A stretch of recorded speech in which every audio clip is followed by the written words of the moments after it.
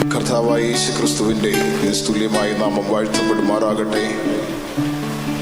സുവിശേഷ പ്രസംഗമായ നമ്മുടെ സമാപന രാത്രി യോഗത്തിനായി ആദ്യമായി ദൈവത്തെ സ്തുതിക്കുന്നു. ഇന്ന് രാത്രിയിലും ഞങ്ങളുടെ ക്ഷണം സ്വീകരിച്ച് ദൈവസന്നിധിയിൽ ആഗതരായിരിക്കുന്ന എല്ലാ ദൈവമക്കൾക്കും ഈ ശബ്ദപരിധിയിൽ ദൂരെയും ശാരയുമായി നിന്ന് ഞങ്ങളെ ശ്രമിക്കുന്ന എല്ലാ മാന്യ സ്നേഹിതർക്കും കർത്താവായ യേശുക്രിസ്തുവിൻ്റെ നിസ്തുല്യമായ നാമത്തിൽ ഒരിക്കൽ കൂടെ ഞങ്ങളുടെ സ്നേഹവന്ദനങ്ങളെ അറിയിക്കുന്നു. ഇതുവരെയും നാം വിവിധങ്ങളായ ആത്മീക അനുഗ്രഹങ്ങളെ ദൈവസന്നിധിയിൽ പ്രാപിച്ചുകൊണ്ടേയിരുന്നു. ആത്മാവിൽ പാട്ടുകളെ പാടി ദൈവത്തെ ആത്മാവിൽ ആരാധിപ്പാനും ദൈവശക്തിയാൽ നിറഞ്ഞ് ദൈവകൃപ അനുഭവിപ്പാനും ദൈവം നമ്മെ സഹായിച്ചുവല്ലോ. അനുഗ്രഹിക്കപ്പെട്ടതായ ഒരു അനുഭവ സാക്ഷ്യവും ഇതിനോടകം നാം പങ്കിടുവാനിടയായി തീർന്നു. കർത്താവായ യേശുക്രിസ്തു ജീവിതത്തിന്റെ എല്ലാ മേഖലകളിലും നല്ലവൻ എന്ന് അനുഭവത്തോട് ചേർന്ന അനുഗ്രഹിക്കപ്പെട്ട ഒരു സാക്ഷ്യവും ഈ രാത്രിയിൽ നാം ശ്രവിപ്പാനിടയായി തീർന്നു. വീണ്ടും നാം ഏവരും പ്രാർത്ഥനയോടുകൂടെ ദൈവസന്നിധിയിലായിരിക്കുകയാണെങ്കിൽ ഇന്ന് രാത്രിയിൽ ദൈവത്തിൻ്റെ പരിശുദ്ധാത്മാവ് നമ്മോടുള്ള ദൈവത്തിൻ്റെ ആലോചന നമ്മെ അറിയിപ്പാൻ ഇടയായിത്തീരും. ലോകം പലവിധമായ സംഭവങ്ങളിലും പലവിധമായ അനുഭവങ്ങളിലൂടെ പരിഭ്രമിച്ചുകൊണ്ടിരിക്കുന്ന ഒരു പ്രത്യേക സാഹചര്യമാണ്. പ്രത്യേകിച്ച് കഴിഞ്ഞ രാത്രിയിൽ ഞാൻ ഓർപ്പിച്ചതുപോലെ കേരളത്തിലെ ജനങ്ങൾ പരിഭ്രാന്തരായിരിക്കുന്ന ഒരു പ്രത്യേക സാഹചര്യമാണ്. നാം ദേശത്തിൻ്റെ സമാധാനത്തിനു വേണ്ടിയും കഷ്ടങ്ങളും ദുരിതങ്ങളും ഒക്കെ അനുഭവിക്കുന്ന ജനങ്ങളുടെ നന്മയ്ക്കും അവരുടെ വിടുതലിനും വേണ്ടി പ്രാർത്ഥിക്കുവാൻ വേണ്ടി കടപ്പെട്ടവരാണ് നാം എന്ന് കൂടെ ഈ രാത്രിയിൽ ഞാൻ ഓർപ്പിക്കുകയാണ്. നമ്മുടെ സമീപ പ്രദേശമായ ഇടുക്കി ജില്ലയിൽ അടിമാലിക്കടുത്ത് ഇന്ന് ഉണ്ടായതായ അത്യാഹിതത്തിൽ അനേക വാഹനങ്ങളും അനേക ജീവനുകളും ഒക്കെ പൊലിഞ്ഞു പോകുവാൻ തക്കവണ്ണം ഇടയായി തീർന്നു. അടിമാലിക്കടുത്ത് ദൈവത്തിന് സ്തോത്രം, വാളയാർ എന്ന് പറയുന്ന വാളറ എന്ന് പറയുന്ന സ്ഥലത്തിനടുത്തൊരു വലിയ വെള്ളച്ചാട്ടം ഉണ്ടായിരുന്നു. അവിടെ ഉണ്ടായതായ മണ്ണിടിച്ചിലും പാറകൾ ഇളകി വീണതിനാലും ഒക്കെ അനേക വാഹനങ്ങളും അനേക മനുഷ്യരുമൊക്കെ മണ്ണിനടിയിൽ മൃതപ്രായമായ അവസ്ഥയിലായി പോകുവാൻ ഇടയായി തീർന്നു. ചുരുക്കം ചില ഡെഡ് ബോഡികൾ മാത്രം വീണ്ടെടുത്തു. അതിന് ഒരു രക്ഷാപ്രവർത്തനം നടത്തുവാൻ പോലും കഴിയാത്ത നിലവാരത്തിൽ അവിടെ വളരെ ബുദ്ധിമുട്ടിലായിരിക്കുന്നു. നമ്മുടെ പല വിശുദ്ധന്മാരും ആ സ്ഥലങ്ങളിലേക്കൊക്കെ കടന്നുപോയിട്ടുണ്ടല്ലോ. നാം എല്ലാവരെയും ഓർത്ത് പ്രത്യേകമായി പ്രാർത്ഥിക്കണമേ എന്നുകൂടെ, ആ ദേശത്ത് ദുരിതത്തിലായിരിക്കുന്ന ജനങ്ങളെ ഓർത്ത് നാം പ്രാർത്ഥിക്കണമേ എന്നുകൂടെ പ്രാരംഭമായി ഞാൻ ദൈവനാമത്തിൽ ദൈവമക്കളെ ഓർപ്പിക്കുകയാണ്. ഇന്ന് രാത്രിയിലെ നമ്മുടെ അല്പസമയത്തെ ദൈവവചന ധ്യാനത്തിനായി കഴിഞ്ഞ രാത്രിയിൽ നാം വായിച്ച് ചിന്തിച്ചതായ അതേ വേദഭാഗം വീണ്ടും നമുക്ക് വായിക്കാം. യെശയ്യാ പ്രവാചകന്റെ പുസ്തകം 49 അധ്യായത്തിന്റെ 8 വാക്യം നമുക്ക് വായിക്കാം. യെശയ്യാ പ്രവാചകന്റെ പുസ്തകം 49 അധ്യായം അതിന്റെ 8 വാക്യം. യഹോവ ഇപ്രകാരം അരുളി ചെയ്യുന്നു, പ്രസാദകാലത്ത് ഞാൻ നിനക്ക് ഉത്തരം അരുളി, രക്ഷാ ദിവസത്തിൽ ഞാൻ നിന്നെ സഹായിച്ചു. ദേശത്തെ ഉയർത്തുവാനും ശൂന്യമായി കിടക്കുന്ന അവകാശികളെ കൈവശമാക്കി കൊടുപ്പാനും ബന്ധിക്കപ്പെട്ടവരോട് ഇറങ്ങിപ്പോയിക്കൊള്ളുവിൻ എന്നും അന്ധകാരത്തിൽ ഇരിക്കുന്നവരോട് വെളിയിൽ വരുവിൻ എന്നും പറവാൻ ഞാൻ നിന്നെ കാത്ത് നിന്നെ ജനത്തിന്റെ നിയമമാക്കി വെച്ചിരിക്കുന്നു. കർത്താവിന്റെ പരിശുദ്ധമായ നാമം വാഴ്ത്തപ്പെടുമാറാകട്ടെ. പ്രവാചകനായ യെശയ്യാവ് ഇന്നേക്ക് 2700 വർഷങ്ങൾക്ക് മുമ്പ് ജീവിച്ചിരുന്ന ഒരു ദൈവഭക്തനായ മനുഷ്യനായിരുന്നു. യെശയ്യാ പ്രവാചകന്റെ പുസ്തകത്തെ നാം സമൂലമായി പഠിച്ചു നോക്കുകയാണെങ്കിൽ വാഴ്ത്തപ്പെട്ട ഈശോ മിശിഹായുടെ അല്ലെങ്കിൽ ലോകരക്ഷിതാവായിരിക്കുന്ന ആയിത്തീർന്ന യേശുക്രിസ്തുവിനെ കുറിച്ച് ക്രിസ്തു ഭൂലോകത്തിൽ ജനിക്കുന്നതിന് ഏറെക്കുറെ 7 ശതകങ്ങൾക്കപ്പുറം നിന്നുകൊണ്ട് മശിഹായുടെ ലോകത്തിലേക്കുള്ള ആഗമനത്തെക്കുറിച്ചും മശിഹായുടെ ലോകാഗമനത്തിന്റെ ഉദ്ദേശമെന്ത് എന്നുള്ളതിനെ കുറിച്ചുമൊക്കെ സവിസ്തരമായി പ്രവചിക്കുന്ന പ്രവചന ഭാഗങ്ങൾ യെശയ്യാ പ്രവാചകന്റെ പുസ്തകം നാം പഠിച്ചു നോക്കുമ്പോൾ നമുക്ക് കണ്ടെത്തുവാനായിട്ട് സാധിക്കും. അതിൽ 49 അധ്യായത്തിന്റെ 8 വാക്യത്തിൽ നാം വായിച്ചു കേട്ടത് യേശുക്രിസ്തുവിന്റെ ഈ ലോകത്തിലേക്കുള്ള ആഗമനത്തിന്റെ വ്യക്തമായ ഒരു ചിത്രമാകുന്നു ആ വചനത്തിൽ, ആ വാക്കുകളിൽ നമുക്ക് കണ്ടെത്തുവാൻ സാധിക്കുന്നത്. അതിന്റെ പ്രാരംഭ ഭാഗങ്ങളിലെ ചില വിഷയങ്ങൾ കഴിഞ്ഞ രാത്രിയിൽ നാം ചിന്തിപ്പാൻ ഇടയായി തീർന്നു. കടന്നു വന്നിരിക്കുന്ന ഒരു പ്രസാദകാലത്തെ കുറിച്ച്, ഇപ്പോൾ നാം ആയിരിക്കുന്ന കാലം പ്രസാദകാലമാകുന്നു എന്നും എന്തുകൊണ്ടാണ് ഈ കാലഘട്ടത്തെ പ്രസാദകാലമെന്ന് പറയുന്നത് എന്ന് നാം ചിന്തിച്ചു. ഒന്ന്, ലോകരക്ഷിതാവ് ഭൂലോകത്തിൽ ജനിച്ചതായ അല്ലെങ്കിൽ ലോകത്തിലേക്ക് വന്നതായ ഒരു കാലഘട്ടമായതുകൊണ്ട് ഇതൊരു പ്രസാദകാലമാണ്. രണ്ടാമതായി, മാനസാന്തരത്തിന്റെ സന്ദേശം ലോകത്തിൽ പ്രസംഗിക്കപ്പെട്ടതായ ഒരു കാലമാകുന്നത് കൊണ്ട് ഇതൊരു പ്രസാദകാലമാകുന്നു. അടുത്തതായി, ദൈവത്തിന്റെ നീതി, സ്വർഗോന്നതങ്ങളിൽ വസിച്ച ദൈവം നീതിമാനാണെന്ന് യേശുവിന്റെ കാൽവറി മരണത്തിലൂടെ ദൈവത്തിന്റെ നീതിയെ ലോകത്തിന്റെ മുൻപാകെ പ്രദർശിപ്പിച്ച ഒരു കാലമാകുന്നത് കൊണ്ട് ഇതൊരു പ്രസാദകാലമാകുന്നുവെന്നും, അടുത്തതായി, ലോകത്തോട് അല്ലെങ്കിൽ മനുഷ്യനോട് ദൈവം പുതിയ ഒരു നിയമം ചെയ്തതായ കാലമാകുന്നത് കൊണ്ട് ഇത് ഒരു പ്രസാദകാലമാകുന്നുവെന്ന് നാം ദൈവവചനത്തിലൂടെ ചിന്തിപ്പാൻ തക്കവണ്ണം ഇടയായി തീർന്നു. അടുത്തതായി, ഒരു രക്ഷാദിവസത്തെ കുറിച്ച് പറയുന്നു. സ്വർഗത്തിലെ ദൈവം അല്ലെങ്കിൽ സൃഷ്ടാവായ ദൈവം തൻ്റെ സൃഷ്ടിമകുടമായിരിക്കുന്ന മനുഷ്യന്റെ മുൻപാകെ ഒരുക്കിയിരിക്കുന്ന ഒരു വലിയ രക്ഷ, ആ രക്ഷയുടെ ദിനത്തെക്കുറിച്ചും ആ രക്ഷയുടെ സൗഭാഗ്യത്തെക്കുറിച്ചും ആ രക്ഷയുടെ നേട്ടത്തെക്കുറിച്ചും വേദപുസ്തകം പഠിക്കുമ്പോൾ നമുക്ക് കണ്ടെത്തുവാൻ സാധിക്കും. ഈ രക്ഷ ദൈവത്തിന്റെ ദാനമാകുന്നുവെന്നും സിംഹാസനത്തിൽ ഇരിക്കുന്ന ദൈവത്തിന്റെയും കുഞ്ഞാടിന്റെയും ദാനമാകുന്നു ഈ രക്ഷയെന്നും, ഈ രക്ഷ സാർവത്രികമായ ഒരു രക്ഷയാണ്. സകല ഭൂതലവാസികൾക്കും വേണ്ടി സ്വർഗമൊരുക്കിയ ഒരു ആത്മീക അനുഭവമാകുന്നു എന്നും ദൈവ വചനത്തിലൂടെ നാം ചിന്തിച്ചു. അടുത്ത ഭാഗം, ദേശത്തെ ഉയർത്തുവാൻ. ഈ ദേശം ഇന്ന് ഏറ്റവും അധികം അധപ്പതിച്ചു പോയിക്കൊണ്ടിരിക്കുന്ന ഒരു പ്രത്യേക സാഹചര്യത്തിലാണ്. ഹോശേയാവിന്റെ പ്രവചന ഭാഗമൊക്കെ നാം എടുത്ത് വായിക്കുമ്പോൾ പ്രവാചകനായ ഹോശേയ ദേശത്തിന്റെ അവസ്ഥയെക്കുറിച്ച് പറയുന്നു. ദേശത്ത് സത്യമില്ല, ദേശത്ത് നീതിയില്ല. ഒരു കൂട്ടർ വീട് മുറിക്കുന്നു, ഒരു കൂട്ടർ ഭവനഭേദനം നടത്തുന്നു, ഒരു കൂട്ടർ ദുർമാർഗമായ ജീവിതയാത്രയിൽ നടത്തുന്നു.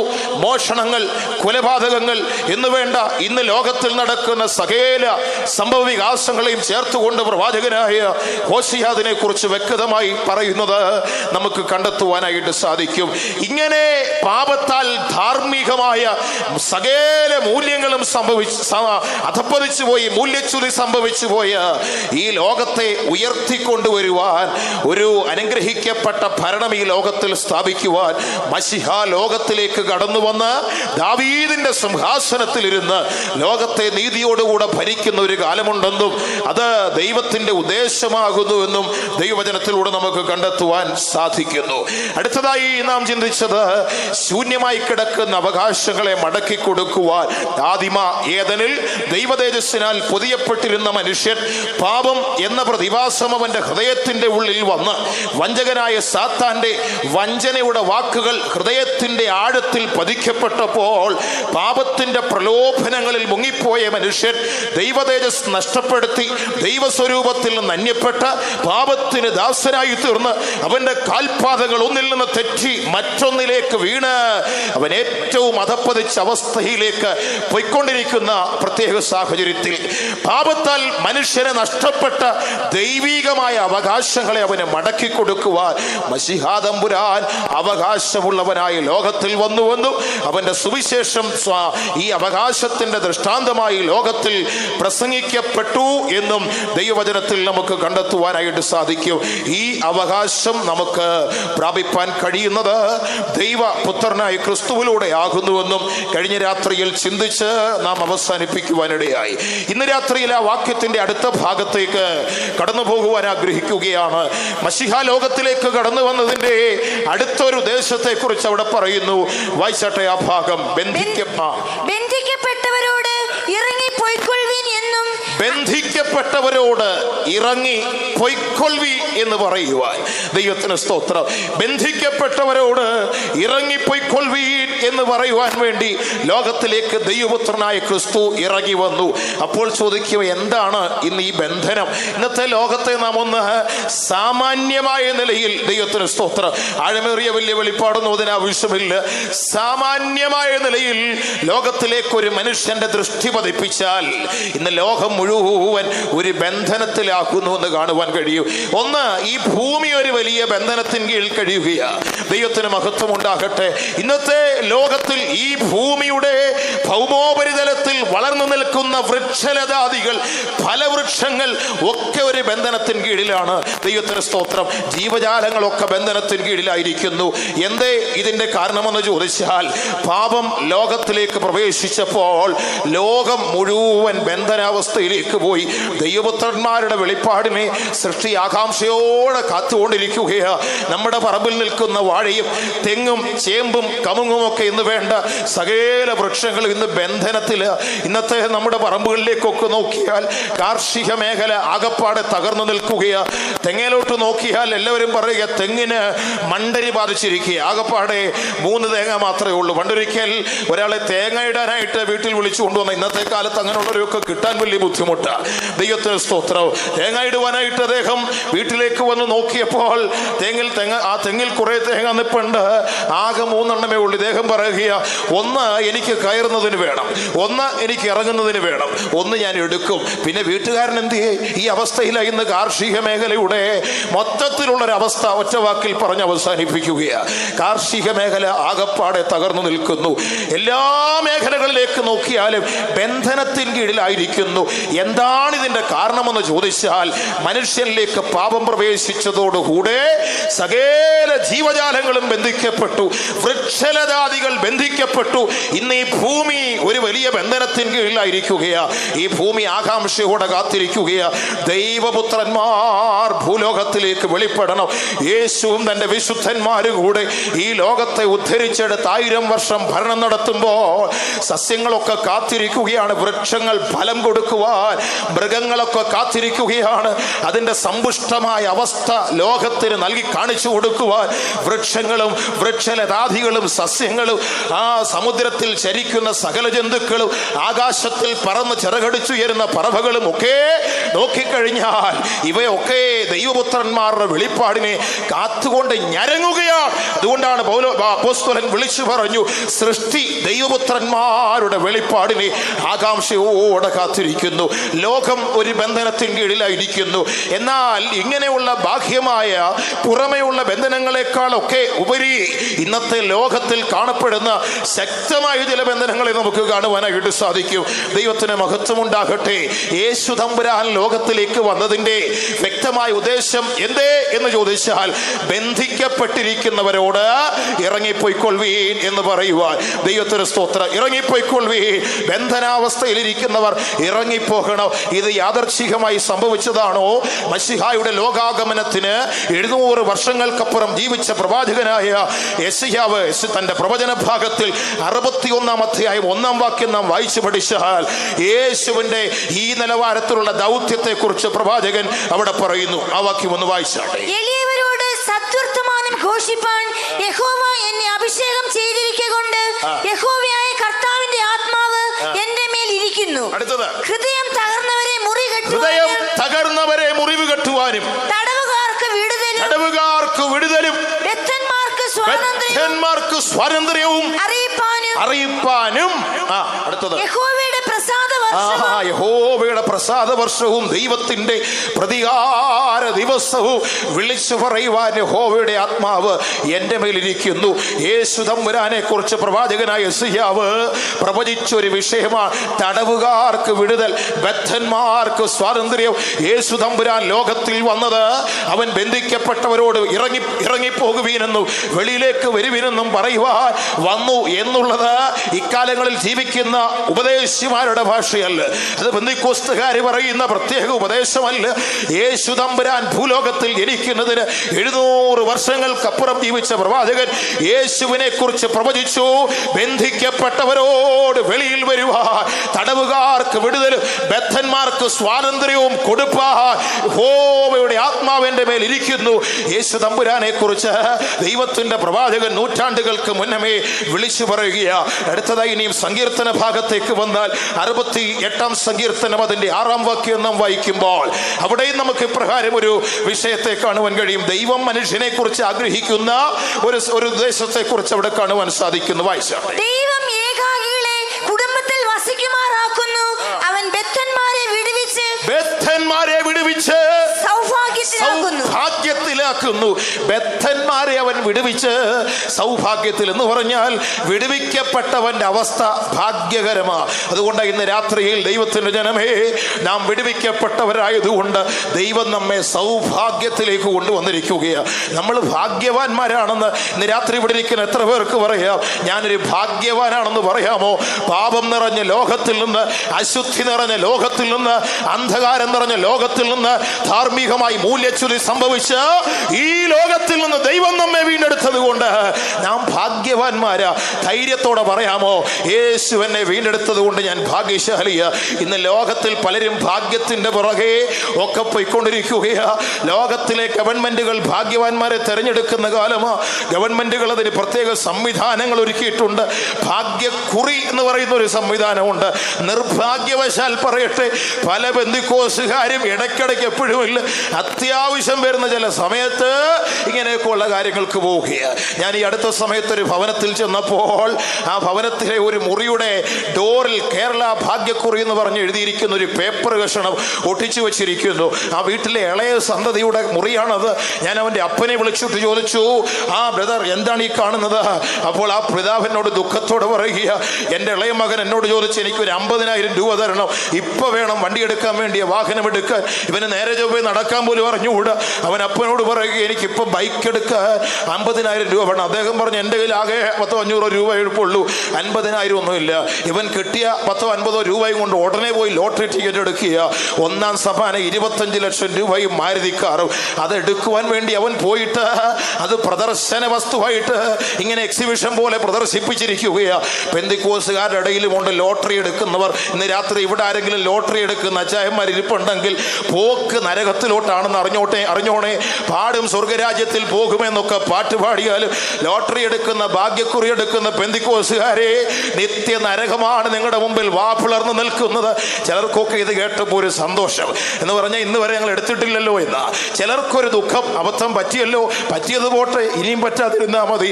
ശ്രദ്ധിച്ചു കൊള്ളണം, ദ്രവ്യാഗ്രഹത്തിന്റെ വേർ അതിന്റെ കുറ്റിതിന്റെ ഉള്ളിൽ കിടന്നാൽ നീ ലോകത്തിന്റെ പിന്നാലെ ഇങ്ങനെ ഓടിപ്പോകുവാനിടയായി തീരും. അതുകൊണ്ട് ഇതിന്റെ പിന്നാലെ ഒന്നും പോകാതെ ജീവിതത്തെ സൂക്ഷിച്ചു കൊള്ളണം. ഭക്തനായ സങ്കീർത്തനക്കാരൻ ആത്മാവിൽ പാടി അവൻ ബദ്ധന്മാരെ വിടുവിച്ച് സൗഭാഗ്യത്തിലാക്കുന്നു. ഇന്ന് രാത്രിയിൽ നമുക്ക് ഒരു മനസ്സോടെ പറയാൻ കഴിയണം, ആരാണ് യഥാർത്ഥ ഭാഗ്യവാനെന്ന് ചോദിച്ചാൽ പാപത്തിന്റെ ബന്ധനത്തിൽ വിടുതൽ പ്രാപിച്ച ദൈവത്തിന്റെ ജനമാണ് ഈ ലോകത്തിൽ ഭാഗ്യശാലികൾ. അത് നിങ്ങൾക്ക് നിങ്ങളുടെ ജീവിതത്തിന്റെ അനുഭവത്തോട് ചേർത്ത് പറയാൻ കഴിയുമെങ്കിൽ കരങ്ങൾ ഉയർത്തി ശക്തിയോടെ ഒരു ഹല്ലേലൂയ ഒന്ന് മുഴക്കിയാട്ടെ. ആമേൻ. നൂറുകണക്കിന് കരങ്ങൾ ഉയർന്നു, നൂറുകണക്കിന് ഖണ്ഡങ്ങളിൽ നിന്ന് സ്തുതിയുടെ ശബ്ദമുയർന്നു. എന്തേ കാരണം? അവർ ഭാഗ്യശാലികളായി തീർന്നു. യേശു മുഖാന്തരം ലഭിച്ച വിടുതൽ അവരുടെ ജീവിതത്തിലുള്ളതിനാൽ ബൈബിൾ ഇപ്രകാരം പറയുന്നു, അവൻ ബദ്ധന്മാരെ വിടുവിച്ച് സൗഭാഗ്യത്തിലാക്കുന്നു. ദൈവത്തിന് സ്തോത്രം. അങ്ങനെയാണെങ്കിൽ ആരാണ് ഈ വിടുവിക്കപ്പെടേണ്ട ബദ്ധന്മാർ? ദൈവത്തിന് സ്തോത്രം. ഇന്ന് ലോകത്തിൽ പലവിധമായ ബന്ധനങ്ങൾ ഉണ്ടെങ്കിലും മനുഷ്യരാശി, മനുഷ്യ സമൂഹം, നരനായി ഭൂതലത്തിൽ പിറന്ന സകലനും ഇന്ന് അനുഭവിക്കുന്ന ഏറ്റവും വലിയ ബന്ധനം ഏതാണെന്ന് ചോദിച്ചാൽ അത് പാപത്തിന്റെ ബന്ധനമാ. പാപം ഒരു വലിയ കയറ് പോലെ മനുഷ്യനെ കെട്ടിവരിഞ്ഞ് മുറുക്കി അവനെ ചുറ്റിക്കെട്ടി വലിച്ചു താത്ത് നരകക്കുഴിയിലേക്ക് വലിച്ചെറിഞ്ഞുകൊണ്ടിരിക്കുന്ന ഒരു കാലം. ഇതിൽ നിന്നാകുന്നു വിടുതൽ പ്രാപിക്കേണ്ടത്, ഇതിൽ നിന്നാകുന്നു സ്വാതന്ത്ര്യം പ്രാപിക്കേണ്ടത്. ആർക്കാണ് ഇതിൽ നിന്നുള്ള സ്വാതന്ത്ര്യം കൊടുക്കാൻ കഴിയുന്നത്? ലോകത്തിൽ എഴുന്നേറ്റ് വന്ന പ്രത്യാശാസ്ത്രങ്ങൾക്ക് കഴിയുമോ? ലോകത്തിൽ ശക്തിയായി തല ഉയർത്തി നിൽക്കുന്ന പ്രസ്ഥാനങ്ങൾക്ക് കഴിയുമോ? ആ ദൈവത്തിന് സ്തോത്രം. തല ഉയർത്തി വന്ന എത്രയോ നേതാക്കന്മാർ, ഉരുക്ക് പല്ലുകൊണ്ട് ഉലകത്തെ ചവച്ചരച്ച് എത്രയോ ചക്രവർത്തിമാരുണ്ടായിരുന്നു. സ്വേച്ഛാധിപതികളായി, ഏകാധിപതികളായി തങ്ങളുടെ ഉരുക്ക് മുഷ്ടി കൊണ്ട് ലോകത്തെ അടക്കിവാണ് ശക്തന്മാരായ സാമ്രാട്ടുകൾ മരണത്തിനപ്പുറം പേര് പോലും ശേഷിപ്പിക്കാതെ ലോകത്തിൽ നിന്ന് കടന്നുപോയപ്പോ ഇങ്ങനെ പാപത്താൽ ബന്ധിക്കപ്പെട്ടിരിക്കുന്ന മനുഷ്യവർഗത്തെ വീണ്ടെടുക്കുവാൻ ആർക്കാണ് സാധിക്കുന്നത്? മതങ്ങൾക്ക് കഴിയുമോ? ഇല്ല. പ്രത്യാശാസ്ത്രങ്ങൾക്ക് കഴിയുമോ? ഇല്ല. ആരാധനാലയങ്ങൾക്ക് കഴിയുമോ? ഇല്ല. പുണ്യസ്ഥലങ്ങൾക്ക് കഴിയുമോ? ഇല്ലേ ഇല്ല. ഇത് കഴിയുവാൻ ഇതിന് പ്രാപ്തിയുള്ള അധികാരമുള്ള ഒരുവൻ മാത്രമേ ലോകത്തിലുള്ളൂ. ആരാണെന്ന് ചോദിച്ചാൽ അവനാകുന്നു നസ്രയനായ യേശു.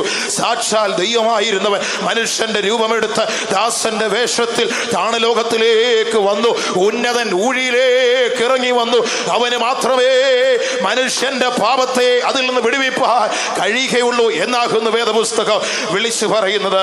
ദൈവത്തിന് സ്തോത്രം. ദൈവത്തിന്റെ വചനം നാം വായിക്കുമ്പോൾ പൗലോസ്ലീഹ റോമർക്ക് ലേഖനം എഴുതി, റോമലേഖനം 6:18.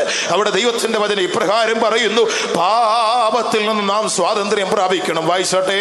പാപത്തിൽ നിന്ന് സ്വാതന്ത്ര്യം ലഭിച്ച് നീതിക്ക് ദാസന്മാരായി തീർന്നത് കൊണ്ട് ദൈവത്തിന് സ്തോത്രം. പാപത്തിൽ നിന്ന് സ്വാതന്ത്ര്യം പ്രാപിച്ച് നീതിക്ക് ദാസന്മാരായി തീർന്നത് കൊണ്ട് ദൈവത്തിന് സ്തോത്രം. അതുകൊണ്ടാണ് നമ്മൾ ഈ സ്തോത്രമൊക്കെ ചെയ്യുന്നത് കേട്ടോ. സ്തോത്രം എന്ന് പറയുന്നത് പെന്തിക്കോസുകാരുടെ ഭാഷയല്ലേ, അല്ല. ഈ സ്തോത്രം എന്ന് പറഞ്ഞാൽ ബൈബിൾ പറയുന്നു, ആ പാപത്തിൽ നിന്ന് സ്വാതന്ത്ര്യം ലഭിച്ച് നീതിക്ക് ദാസന്മാരായി തീർന്നത് കൊണ്ട് സ്തോത്രം. പലർക്കും ദൈവസന്നിധി വന്ന സ്തോത്രമില്ല. എന്താ കാരണം എന്നറിയാമോ? ഇങ്ങനെ കരിങ്കൽ പ്രതിമ പോലെ ഇരിക്കുന്നത്.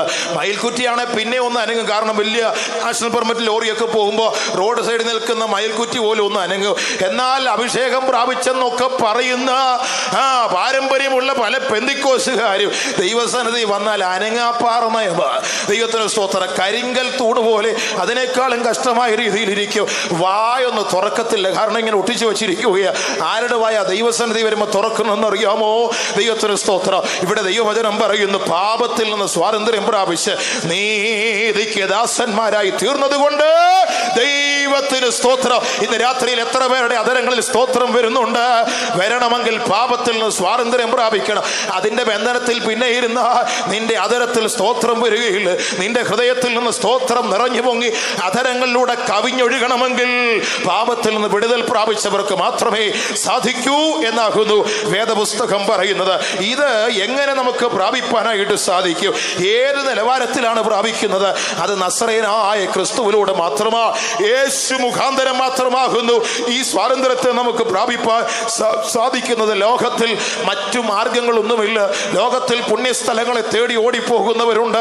ദൈവത്തിന് സ്തോത്ര. തീർത്ഥയാത്രകൾ നടത്തുന്നവരുണ്ട്. അനേക നേർച്ച കാഴ്ചകൾ അർപ്പിക്കുന്നവരുണ്ട്.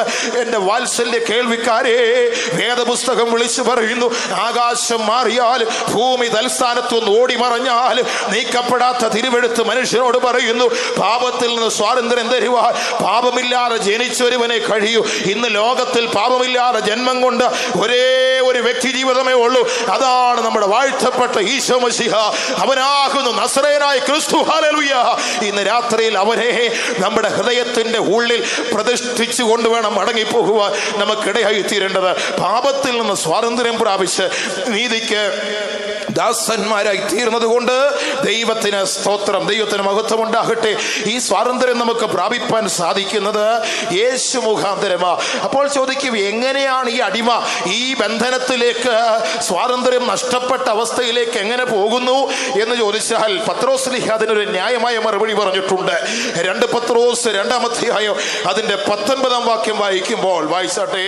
പത്രോസിന്റെ 2-ാം ലേഖനം 2-ാം അധ്യായത്തിന്റെ 19-ാമത്തെ വാക്യം. തങ്ങൾ തന്നെ നാശത്തിന്റെ അടിമകളായിരിക്കെ മറ്റവർക്കും സ്വാതന്ത്ര്യത്തെ വാഗ്ദത്തം ചെയ്യുന്നു.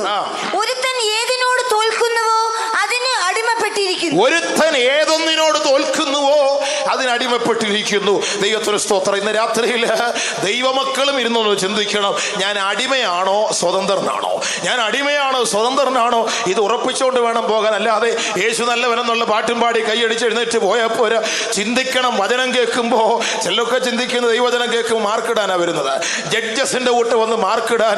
ഇന്ന് രാത്രി ഞാൻ ധൈര്യത്തോടെ പറയാം, എൻ്റെ പ്രസംഗത്തിന് മാർക്കിടാൻ ഇരുന്നാൽ 0യാ. ഇനി ഒന്നുകൂടെ പറഞ്ഞാൽ -0. ഇതിനൊരു മാർക്കുമില്ല. പക്ഷെ ഞാൻ വിളിച്ചു പറയുന്ന വചനം അത് നിങ്ങളെ മാർക്കുള്ളവരാക്കി തീർക്കും. മാർക്കിടാനുള്ള ലാഘവത്തോടെ ഇരിക്കാതെ, കേട്ടുകൊണ്ട് ഇരിക്കണം, അതിനുശേഷം പോകണമെന്നുള്ള നിലവാരത്തിലിരിക്കാതെ മാർക്കിടാൻ തീരുമാനിച്ചാൽ എൻ്റെ പ്രസംഗത്തിന് 0 മാർക്കേ ഉള്ളൂ. പക്ഷേ ഞാൻ വിളിച്ചു പറയുന്ന ഈ വചനം അത് നിങ്ങളെ മാർക്കുള്ളവരാക്കി തീർക്കും, നിങ്ങളെ വിലയുള്ളവരാക്കി തീർക്കുന്നതാണെന്ന് എനിക്ക് ധൈര്യസമേതം പറയാൻ സാധിക്കൂ. ദൈവത്തിന് സ്തോത്രം. ആരാണ് അടിമ? ഏതൊന്നിനോട് തോൽക്കുന്നോ അതിന് നീ അടിമയാ. പാപസ്വഭാവത്തിന്റെ മുൻപാകെ നീ പരാജയപ്പെട്ട പറയപ്പെട്ടവനാണെങ്കിൽ നീ അടിമയാ. ദൈവത്തിന് സ്തോത്രം. കണ്ടിട്ടില്ലേ? 6 അടി പൊക്കം, 88 കിലോ തൂക്കം, ഒത്ത വടിവുള്ള ശരീരം, കാണാൻ നല്ല ഭംഗി. എന്നാൽ അവൻ 1.25 ഇഞ്ച് അല്ലെങ്കിൽ 1.5 ഇഞ്ച് നീളമുള്ള ഒരു കാജാവീടിക്ക് അവൻ അടിമയത്. അവൻ്റെ വായിലിരിക്കുന്നത് കണ്ടാൽ അവൻ എത്രയോ മാന്യനാണെങ്കിലും 1.5 ഇഞ്ച് നീളമുള്ള ബീഡിക്ക് അവൻ അടിമയാ. ദൈവത്തിന് സ്തോത്രം. ചിലരാണെങ്കിൽ പുക ഇലയ്ക്ക് അങ്ങ് അടിമയായി തീർന്നിരിക്കുകയാ. ഇന്ന് രാത്രി ചിന്തയ്ക്ക്, നീ ഏതിൻ്റെ മുൻപിലാ തോറ്റിരിക്കുന്നത്?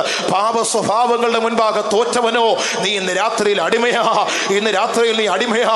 അടിമയാണെങ്കിൽ നിന്നെ സ്വതന്ത്രനാക്കുവാൻ ഒരുവൻ ഇറങ്ങി വന്നിട്ടുണ്ട്. അതാണ് നമ്മുടെ നസ്രയനായ ക്രിസ്തു. ഇന്ന് ലോകത്തിൽ സ്വാതന്ത്ര്യം തരാമെന്നൊക്കെ പറഞ്ഞ് നിൽക്കുന്ന പല ആളുകളുമുണ്ട്. ആധ്യാത്മിക മണ്ഡലത്തിലേക്ക് നമ്മുടെ ദൃഷ്ടി പതിപ്പിച്ചാൽ പലരും ഇങ്ങനെ പലതൊക്കെ പറഞ്ഞ് തടയുക. അയ്യോ, അങ്ങനൊന്നും പോകേണ്ട ആവശ്യമില്ല, ദൈവവചനമോ അതിൻ്റെ ആവശ്യമൊന്നുമില്ല. ഈ അടുത്ത സമയത്ത് ഒരു പുരോഹിതൻ ഒരാളോട് പറഞ്ഞ കാര്യം പറയുക, അതേ കുഞ്ഞുഞ്ഞെ, നീ അധികം വേദപുസ്തകമൊന്നും വായിക്കേണ്ട ആവശ്യമില്ല, നമ്മുടെ അപ്പന്മാർ എഴുതിയ പുസ്തകമുണ്ട്, അതൊക്കെ അങ്ങ് വായിച്ചുകൊണ്ടിരുന്നാവ. കുഞ്ഞുഞ്ഞെ, നിന്നോട് ഞങ്ങളും പറയുക, നീ വല്ലവരും എഴുതിയ പുസ്തകമൊക്കെ വായിച്ചുകൊണ്ടിരുന്നാൽ ഇവിടെ കിടന്ന് വട്ടം കറങ്ങാനേ പറ്റൂ. സ്വർഗരാജ്യമാണോ നിന്റെ ലക്ഷ്യം? തിരുവെഴുത്ത് പറയുന്നത് നീ അനുസരിക്കണം. നീ പാരമ്പര്യമുള്ള കുടുംബത്തിലെ അംഗമാ, കാര്യമൊക്കെ ശരിയാ. നിന്നെ തടഞ്ഞു നിർത്തുവാൻ ആളുകൾ ധാരാളമുണ്ട്. അവർ പറയാം, സ്നാനപ്രയോ അതൊന്നും വേണ്ട, ഞങ്ങളുടെ പുറകിൽ നിന്നാൽ മതി, ഞങ്ങളങ്ങ് കൊണ്ടുപോയേക്കാമെന്ന് പറയുന്നത്. കണ്ടെയ്നർ വലിച്ചുകൊണ്ട് പോകുന്ന പോലെ ഞങ്ങളുടെ പിൻപിൽ അങ്ങ് നിന്നാൽ മതി, ഞങ്ങളങ്ങ് കൊണ്ടുപോക്കോളാം. എന്നാൽ ഇപ്പോൾ വായിച്ച വാക്യത്തിൻ്റെ ആദ്യം കേട്ടത്, തങ്ങൾക്ക് തന്നെ നാശവിധി സൂക്ഷിച്ചു വച്ചിരിക്കുന്നവർ മറ്റുള്ളവരെ വിടുവിക്കാൻ ശ്രമിക്കുക. സാധ്യമല്ല കേട്ടോ.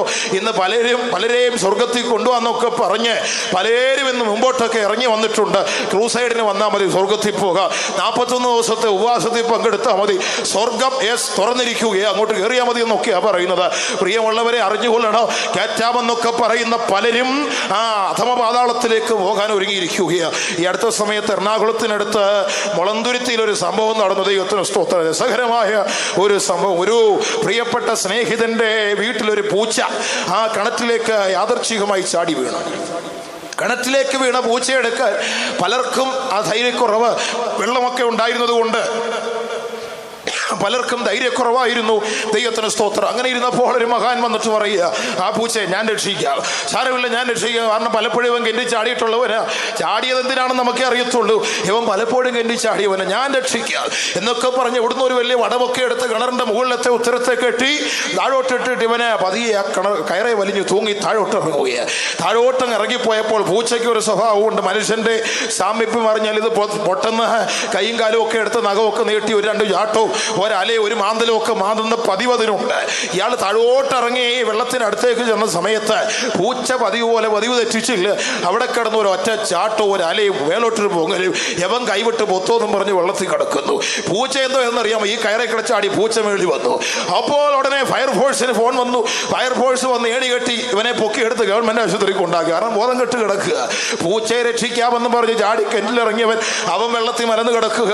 പൂച്ച കയറെ കിടച്ചാടി മേളി കയറിപ്പോയി. ഇന്നത്തെ സാഹചര്യം വെച്ചൊക്കെ നോക്കിയാൽ പലയിടത്തും സംഭവിക്കാൻ പോകുന്ന ഇത് തന്നെയാണ്. ഞങ്ങൾ കൊണ്ടുപോയേക്കാമെന്നൊക്കെ പറയുന്ന പലരും കൈവിട്ട് വെള്ളത്തിലേക്ക് വീഴാൻ തയ്യാറായി നിൽക്കുകയാണ്. അതുകൊണ്ട് ഓർത്തോ, തിരുവെഴുത്ത് എന്ന് പറയുന്നു, വേദപുസ്തകം എന്ന് പറയുന്നു, രക്ഷിപ്പാൻ വല്ലഭനായ ഒരുവനുണ്ട്, അവന്റെ പേരാണ് നസ്രയനായ ക്രിസ്തു.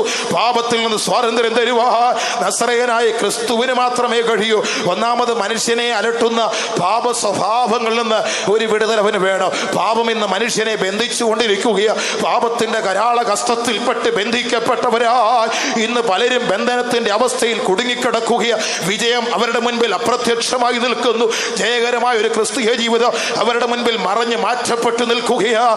ഇന്ന് രാത്രിയിൽ അങ്ങനെയുള്ള പാപത്തിന്റെ ഭാരത്താൽ വലഞ്ഞു നിൽക്കുന്ന, അടുത്ത നിമിഷം ഞാൻ എൻ്റെ ചുവടുകൾ എടുത്ത് എവിടേക്കാണ് വെക്കേണ്ടത് എന്നറിയാതെ വ്യാകുലപ്പെട്ട് നിൽക്കുന്ന ജീവിതമേ, ഇന്ന് രാത്രിയിൽ യേശു നിന്നെ വിളിക്കുകയാണ്. സ്വാതന്ത്ര്യം വേണമോ? കർത്താവ് നിന്നെ സ്നേഹത്തോടെ വിളിക്കുന്നു. അടുത്തതായി നാം നോക്കുമ്പോൾ മനുഷ്യ ജീവിതത്തിൽ കാണപ്പെടുന്ന മറ്റൊരു ബന്ധനത്തെക്കുറിച്ച് നമുക്ക് കാണാം. അത് മറ്റൊന്നുമല്ല, ഭയം. മരണത്തിന്റെ ഭയം എന്ന് പറയുന്ന ഒരു ബന്ധനം ഇന്ന് എല്ലാവർക്കും അങ്ങ് പേടിയാ. മരണം എന്ന് കേട്ടാൽ അപ്പോഴേ ഭയമാ. ദൈവത്തിന് മഹത്വം ഉണ്ടാകട്ടെ. പണ്ടൊരിക്കൽ ഒരു വല്യമ്മച്ചി പ്രാർത്ഥിച്ചതുപോലെയാ. അമ്മച്ചി പ്രായമായി കട്ടിലെ ഒറ്റ കിടപ്പാണ്. മക്കളായി കൊച്ചുമക്കളായി, കൊച്ചുമക്കളുടെ മക്കൾ 4ാം തലമുറയൊക്കെ ആയിരിക്കുകയാ. അവരെയൊക്കെ കണ്ടിട്ട് ഇങ്ങനെ കിടക്കുകയാ. അപ്പോ കൊച്ചുമക്കളൊക്കെ പിറുപിറുക്കാൻ തുടങ്ങി. ഈ അമ്മയുടെ കിടപ്പും ഈ ബുദ്ധിമുട്ടും ഒക്കെ കാരണം വീട്ടിലുള്ളവർക്ക് പുറപുറപ്പുണ്ടായ സമയത്ത് ദൈവത്തിന് സ്തോത്രം, അമ്മച്ചി കാട്ടിലേക്ക് കിടന്നൊരു ഒറ്റ പ്രാർത്ഥന, എൻ്റെ ദൈവമേ ഇവരുടെ നടുവിൽ കിടത്തി എന്നെ ഇങ്ങനെ കഷ്ടപ്പെടുത്താതെ ഇവരെ അങ്ങ് എടുത്തോണേ. ദൈവത്തിന് സ്തോത്രം. ഏതാ അമ്മയുടെ പ്രാർത്ഥന? എന്നെ കഷ്ടപ്പെടുത്താതെ ഞാൻ ഒറ്റയ്ക്ക് പോയപ്പോൾ നിൽക്കുന്ന വട്ടത്തിൽ നിൽക്കുന്ന എല്ലാവരെയും അങ്ങ് മേലോട്ട് എടുത്തേക്കണേ. ഇന്ന് മരണമെന്നൊക്കെ കേൾക്കുന്നത് പലരുടെയും ജീവിതത്തിൽ ഒരു വലിയ ഭയകരമായ അവസ്ഥയാണ്. എന്നാൽ മരണം ഒരു ദൈവഭയത്തിന്റെ മുൻപാകെ ഭീഷണിയല്ല. മരണത്തിന്റെ ഭയം എന്നുള്ളത് അത് വലിയൊരു ദണ്ഡനമാകുന്നു. ദൈവത്തിന് മഹത്വം ഉണ്ടാകട്ടെ. ഈ വിടുതൽ പ്രാപിപ്പാൻ കഴിയുന്നത് ലോകത്തിലെ മനുഷ്യൻ മരിക്കുവാൻ ഭയപ്പെടുമ്പോൾ, ലോകത്തിലെ മാനവജാതി മരണത്തിന് ഭയപ്പെടുമ്പോൾ നിങ്ങൾ കാൽവറിയിലേക്ക് നോക്കിയാ അവിടെ വ്യക്തമായ ഒരു ചിത്രം കാണാം. കൈകൾ വിരിച്ചു കൊടുത്തവനായി, കാലുകൾ ഏൽപ്പിച്ചു കൊടുത്തവനായി, തല മുൾക്കിരീടത്തിന് ഏൽപ്പിക്കപ്പെട്ടവനായി, വിലാപ്പുറം കുന്തത്തിന് ഏൽപ്പിക്കപ്പെട്ടവനായി, പുറം ചാട്ടവാറിന് ഏൽപ്പിച്ചു കൊടുത്തവനായി, മുഖം തുപ്പലിനും നിന്നയ്ക്കും ഏൽപ്പിച്ചു കൊടുത്തവനായി ഒരുവൻ മരണത്തെ നോക്കി വെല്ലുവിളിക്കുന്നു. എന്തേ? അതിന്റെ കാരണം അവന് മരണത്തെ ഭയമില്ലായിരുന്നു. ഇനി പണ്ഡിതവരേണിനായ പൗലോസ്ലീഹയെ കുറിച്ച് പഠിച്ച പൗലോസ്ലീഹ തന്റെ ജീവിത സായാഹ്നത്തില് ലേഖനം എഴുതിയപ്പോൾ ഇപ്രകാരം പറഞ്ഞു. മരണം തന്റെ മുൻപാകെ ഇങ്ങനെ വാപിളർന്ന് വിഴുങ്ങുവാൻ നിൽക്കുമ്പോ പൗലോസ്ലീഹ മരണത്തെ നോക്കി വിളിച്ചു, ഹേ മരണമേ നിന്റെ ജയമെവിടെ? ഹേ മരണമേ നിന്റെ വിഷമുള്ളവിടെ? മരണത്തിന്റെ വിഷമുള്ള പാപത്തിന്റെ ശക്തിയോ ന്യായപ്രമാണം. പൗലോസ് മരണത്തെ നോക്കി വെല്ലുവിളിച്ചു. ദൈവത്തിന് സ്തോത്രം. ഭക്തന്മാരെ സംബന്ധിച്ചിടത്തോളം എന്ന് പറഞ്ഞാൽ യേശുവിന്റെ രക്തത്താൽ വീണ്ടെടുക്കപ്പെട്ട ദൈവജനത്തെ സംബന്ധിച്ചിടത്തോളം അവരിൽ മരണഭയമില്ല. എന്തേ? ഇതിന്റെ കാരണമെന്നറിയാമോ? എന്തുകൊണ്ട് ഇങ്ങനെ പറയുന്നെന്നറിയാമോ? പൗലോസ്ലീഹ എബ്രായർക്ക് ലേഖനം എഴുതി 2-ാം അധ്യായം 15-ാം വാക്യം വായിക്കുമ്പോൾ തിരുവെഴുത്ത് പ്രകാരം വിളിച്ചു പറഞ്ഞു, മക്കൾ ജഡരക്തങ്ങളോട് കൂടിയവരാകയാൽ. വായിച്ചാട്ടെ 2:15 വാക്യം.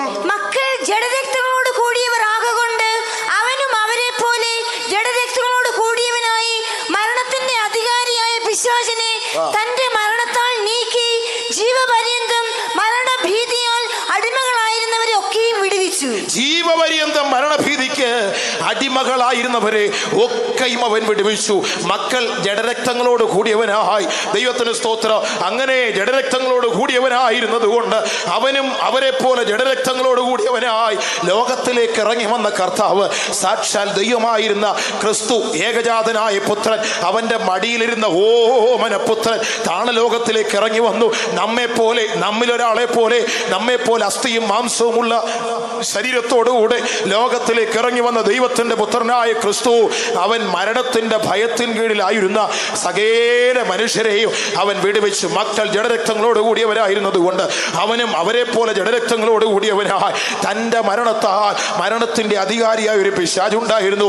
എപ്പോഴാണ് ഇത് സംഭവിച്ചതെന്ന് ചോദിച്ചാൽ, മശിഹാ തമ്പുരാൻ മരണം വിട്ട് ഉയർത്തെഴുന്നേറ്റ് അവൻ അധോഭാഗങ്ങളിലേക്ക്, ഭൂമിയുടെ അധോഭാഗങ്ങളിലേക്ക് ഇറങ്ങിച്ചെന്നപ്പോൾ സാത്താൻ പാതാളത്തിലെ ചക്രവർത്തിയായിട്ടിരിക്കുകയാണ്. സകല താക്കോലും കൂട്ടിപ്പിടിച്ചുകൊണ്ടിരിക്കുന്നത്.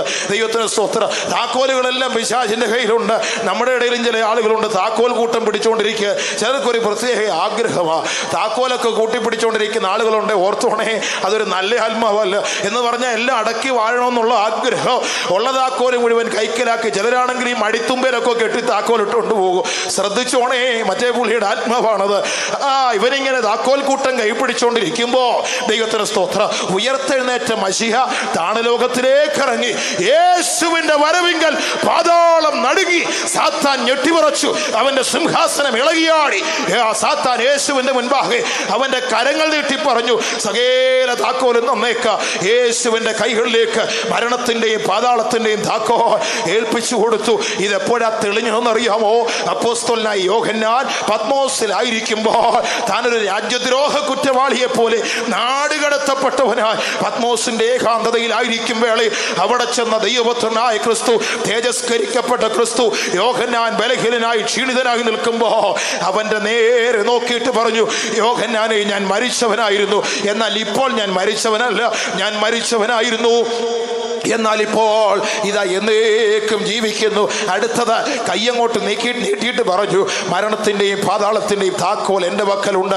മരണം വിട്ട് മശിഹ ഉയർത്തെഴുന്നേറ്റപ്പോൾ മരണം ഏതുമില്ല എന്നുള്ള സത്യം ലോകത്തിന്റെ മുൻപാകെ വെളിപ്പെടുത്തി. അതായത് ഇന്ന് രാത്രി ഞാൻ പറയുക, ദൈവമക്കൾക്ക് മരണഭയം ഉണ്ടാകരുത്. ഇന്ന് രാത്രി ഇവിടെ ഇരിക്കുന്ന ആർക്കെങ്കിലും മരണഭയമുണ്ടോ? മരിക്കുമെന്ന് പേടിയുള്ളവരുണ്ടോ? ചിലർക്ക് ഈ മരണമെന്നൊക്കെ കേൾക്കുന്നത് ഒരു ഭയമാ. ദൈവത്തിന് സ്തോത്രം. ഫ്രാൻസിസ് ഫ്രാൻസിലെ രാജാവായിരുന്ന ലൂയി 15 ഒരിക്കല് തൻ്റെ രാജ്യത്തിൽ താൻ ഭരണം നടത്തുമ്പോൾ ആ രാജ്യത്തിൽ ഒരു ഒറ്റ വ്യക്തി പോലും മരണമെന്ന വാക്കുച്ചരിക്കരുത്, കാരണം കേൾക്കുന്നത് തന്നെ പുള്ളിക്ക് പേടിയാ. എന്നാൽ അലക്സാണ്ടർ ചക്രവർത്തിയുടെ അപ്പനായിരുന്ന ഫിലിപ്പ് രാജാവ് തൻ്റെ ഒരു സൈന്യാധിപനെ രാജകൊട്ടാരത്തിന്റെ പടിവാതിൽക്കൽ നിർത്തിയിരുന്നു. അദ്ദേഹത്തിന് ഒരേ ഒരു ദൗത്യമേ ഉള്ളൂ.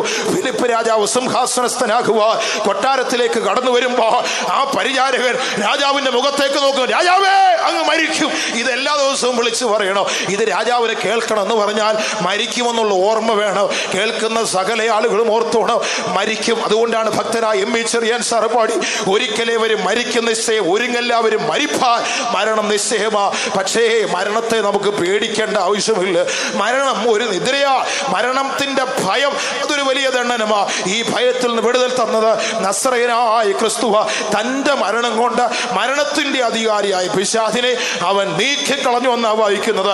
ജീവപര്യന്തം മരണഭീതിക്ക് അടിമകളായിരുന്നവരെ ഒക്കെയും അവൻ വിടുവിച്ചു എന്ന് ദൈവവചനം പറയുന്നു. ഇനി അടുത്തത് ലോകത്തിൽ കാണപ്പെടുന്ന ചില ബന്ധനങ്ങളുണ്ട്. ഈ ലോകത്തിലെ നിയമങ്ങളൊക്കെ കെട്ടിവെക്കുന്ന ചില കെട്ടുകളുണ്ട്. വായിക്കുക, ഇയ്യോബിന്റെ പുസ്തകം 12-ാം അധ്യായം 18-ാം വാക്യത്തിലേക്ക് വരുമ്പോ രാജാക്കന്മാരുടെ ബന്ധനങ്ങളെ അഴിക്കുന്ന ഒരു ദൈവത്തെ നമുക്ക് അവിടെ കാണുവാൻ കഴിയും. വായിച്ചട്ടെ, 12-ാം അധ്യായത്തിന്റെ 18-ാമത്തെ വാക്യം. രാജാക്കന്മാർ ബന്ധിച്ചതിനെ അഴിക്കുന്നു, അവരുടെ അരയ്ക്ക് കയറ് കെട്ടുന്നു. രാജാക്കന്മാർ ബന്ധിച്ചതിനെ അഴിക്കുകയും മാത്രമല്ല അവരുടെ അരയ്ക്ക് കയറ് കെട്ടുകയും ചെയ്യുന്നവരാ. കഴിഞ്ഞ രാത്രിയിൽ ഞാൻ പറഞ്ഞതുപോലെ ഭരണകർത്താക്കളൊക്കെ നല്ലവണ്ണം അറിയണം, അത്യുന്നതനായവൻ മനുഷ്യരുടെ രാജത്വത്തിന്മേൽ വാഴുകയും തനിക്ക് ബോധിച്ചവന് കൊടുക്കുകയും ചെയ്യുന്നു. ദൈവത്തിന് മഹത്വമുണ്ടാകട്ടെ. രാജാക്കന്മാരുടെ കെട്ടുകളെ അഴിപ്പാൻ കഴിവുള്ളൊരു ദൈവമുണ്ട്. ഇന്ന് രാത്രിയിൽ ഞാൻ പറയുക, നിങ്ങളുടെ മുൻപാകെ അടഞ്ഞു കിടക്കുന്ന വഴികളുണ്ടോ? ലോകം നിങ്ങളുടെ മുൻപാകെ അനുഗ്രഹത്തിന്റെ വാതിലുകൾ കൊട്ടിയടയ്ക്കുകയാണോ? ഈ ലോകം നന്മയുടെ വഴികൾ നിങ്ങളുടെ മുൻപാകെ കൊട്ടിയടയ്ക്കുകയാണോ? നീ ഭയപ്പെടേണ്ട ആവശ്യമില്ല. നിന്റെ മുൻപിൽ നിനക്ക് നോക്കുവാ ഒരു ഉയരങ്ങളിൽ ഒരു പർവ്വതമുണ്ട്. അവിടേക്ക് നിന്റെ ദൃഷ്ടി ഉയർത്തൂ. നിനക്ക് വിളിക്കുവാ മരണം വിട്ടുയർത്ത മശിഹാ തമ്പുരാനുണ്ട്. അവങ്കിലേക്ക് നോക്കി വിളിക്കൂ. നിന്റെ ജീവിതത്തിലെ വിടുതൽ നൽകുക. അവൻ ശക്തനായ ദൈവമാ. രാജാക്കന്മാരുടെ ബന്ധനങ്ങളെ അവൻ അഴിച്ചു മാറ്റുന്ന ദൈവമാ. അവൻ അഴിച്ചു മാറ്റുന്ന ദൈവമാ. രാജാക്കന്മാരുടെ ബന്ധനം ഇതിന് ഉപോത്ഭകമായി ബൈബിളിൽ കാണുന്ന ചില സംഭവങ്ങളുണ്ട്. ഒരു വിഷയം ഞാനൊന്ന് പറയാം. അപ്പോസ്തല പ്രവൃത്തി 12:6. അപ്പോസ്തലനായി പത്രോസ് ഒരിക്കൽ ബന്ധിക്കപ്പെട്ടവനായി റോമൻ കാരാഗ്രഹത്തിലായിരിക്കുന്നു. പടയാളികൾ അവന്റെ ഇരുപുറവും നിൽപ്പുണ്ട്. കൈകളിന്മേൽ ചെങ്ങലകൾ ബന്ധിച്ചിരിക്കുകയാ. രാത്രിയിൽ യഹോവയുടെ ദൂതൻ, ദൈവത്തിന്റെ ദൂതൻ കാരാഗ്രഹത്തിന്റെ ഉള്ളിലിറങ്ങി ബന്ധിക്കപ്പെട്ടവനായിരുന്ന പത്രോസിന്റെ തോളിൽ തട്ടി അവൻ ചാടി എഴുന്നേറ്റപ്പോൾ കഴിഞ്ഞ രാത്രിയിൽ ബന്ധിക്കപ്പെട്ട അവന്റെ മേൽ കെട്ടിയിരുന്ന ചെങ്ങലകളെ ദൈവം അഴിച്ചു മാറ്റി. ലോകത്തിന്റെ കെട്ടുകൾ അഴിച്ചു മാറ്റുക കഴിവുള്ളൊരു ദൈവം. ആ ദൈവത്തെയാ നാം വിളിച്ചപേക്ഷിക്കുന്നത്. ലോകത്തിന് നമ്മെ കെട്ടുവാൻ സാധ്യമല്ല. ഈ ലോകമെന്ന ദൈവജനത്തെ പുറന്തള്ളുവാൻ വേണ്ടി കാത്തിരിക്കുന്നു. ഈ ഭൂമിയിൽ നിന്ന് വിശുദ്ധന്മാരെ പ്രസവിക്കുവാൻ വേദനപ്പെടുകയാ. ദുഃഖിക്കേണ്ട ദൈവമക്കളെ, നിങ്ങളെ കഷ്ടതയാ ലോകം ബുദ്ധിമുട്ടിക്കുന്നു. ഭാരപ്പെടേണ്ട. ദൈവവചനം വിളിച്ചു പറഞ്ഞു, യേശു തമ്പുരാൻ വിളിച്ചു പറഞ്ഞു, ലോകത്തിൽ നിങ്ങൾക്ക് കഷ്ടമുണ്ട്, എങ്കിലും ധൈര്യപ്പെടുവീൻ, ഞാൻ ലോകത്തെ ജയിച്ചിരിക്കുന്നു. ഇന്ന് രാത്രിയിൽ കഷ്ടത അനുഭവിച്ച് മനസ്സ് തകർന്നവരായി, ഹൃദയം ക്ഷീണിച്ചവരായി, അധൈര്യത്തിന്റെ വാക്കുകൾ പുലമ്പിക്കൊണ്ട് മുൻപോട്ട് പോകുന്ന സ്നേഹിത, നിനക്ക് വേണ്ടിയാണ് യേശു കാൽവറിയിൽ മരിച്ചത്. അവന്റെ കാൽവറി മരണം നിന്റെ വിടുതലിനും നന്മയ്ക്കും വേണ്ടിയുള്ളതാ.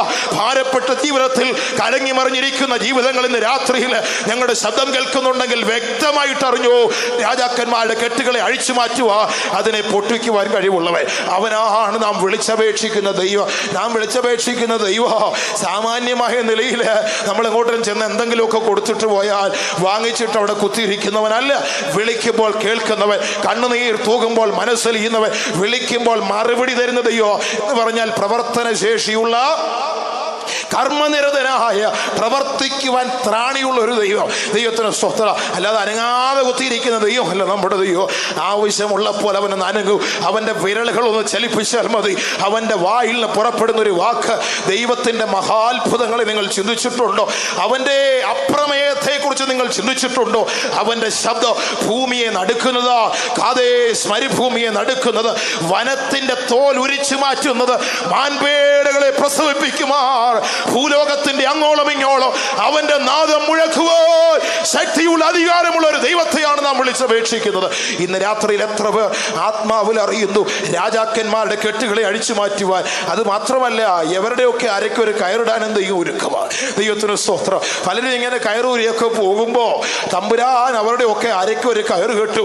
പണ്ട് ഒരിക്കലൊരു രാജാവ് താനൊരിക്കൽ മനസ്സിൽ ഇങ്ങനെ ഒരു സങ്കല്പം, ഇതൊക്കെ ഞാൻ എൻ്റെ ധനമാഹാത്മ്യത്താൽ പണി കഴിപ്പിച്ച ബാബേലല്ലയോ എന്ന് ചിന്തിച്ചതേ ഉള്ളൂ. സ്വർഗത്തിലെ ദൈവം വിളിച്ചു, നെബൂഖദ്നേസരേ, നിന്റെ രാജ്യത്വം വേണ്ടി അവസാനിപ്പിച്ചിരിക്കുന്നു. ദൈവത്തിന് സ്തോത്രം എന്ന് പറഞ്ഞാൽ അടുത്ത നിമിഷം നെബൂഖദ്നേസറിന്റെ അവസ്ഥ മാറി. തമ്പുരാൻ അവന്റെ അരയ്ക്കൊരു കയർ കെട്ടി. എന്താ സംഭവിച്ചതെന്നറിയാമോ? ഹംസധൂളികൾ കൊണ്ടുള്ള മെത്തയില നമ്മുടെ ഈ പ്രിയപ്പെട്ട രാജാവ് കിടക്കുന്നത്. ഹംസധൂളി എന്ന് പറഞ്ഞാൽ, ഹംസം എന്ന് പറഞ്ഞാൽ അരയന്നത്തിന്റെ തൂവലുകൾ കൊണ്ടുള്ള മെത്ത.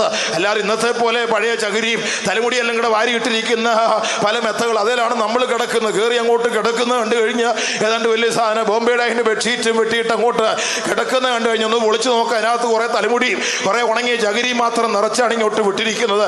നടുവേദന മാറുമെന്നൊക്കെയാണ് പറയുന്നത്.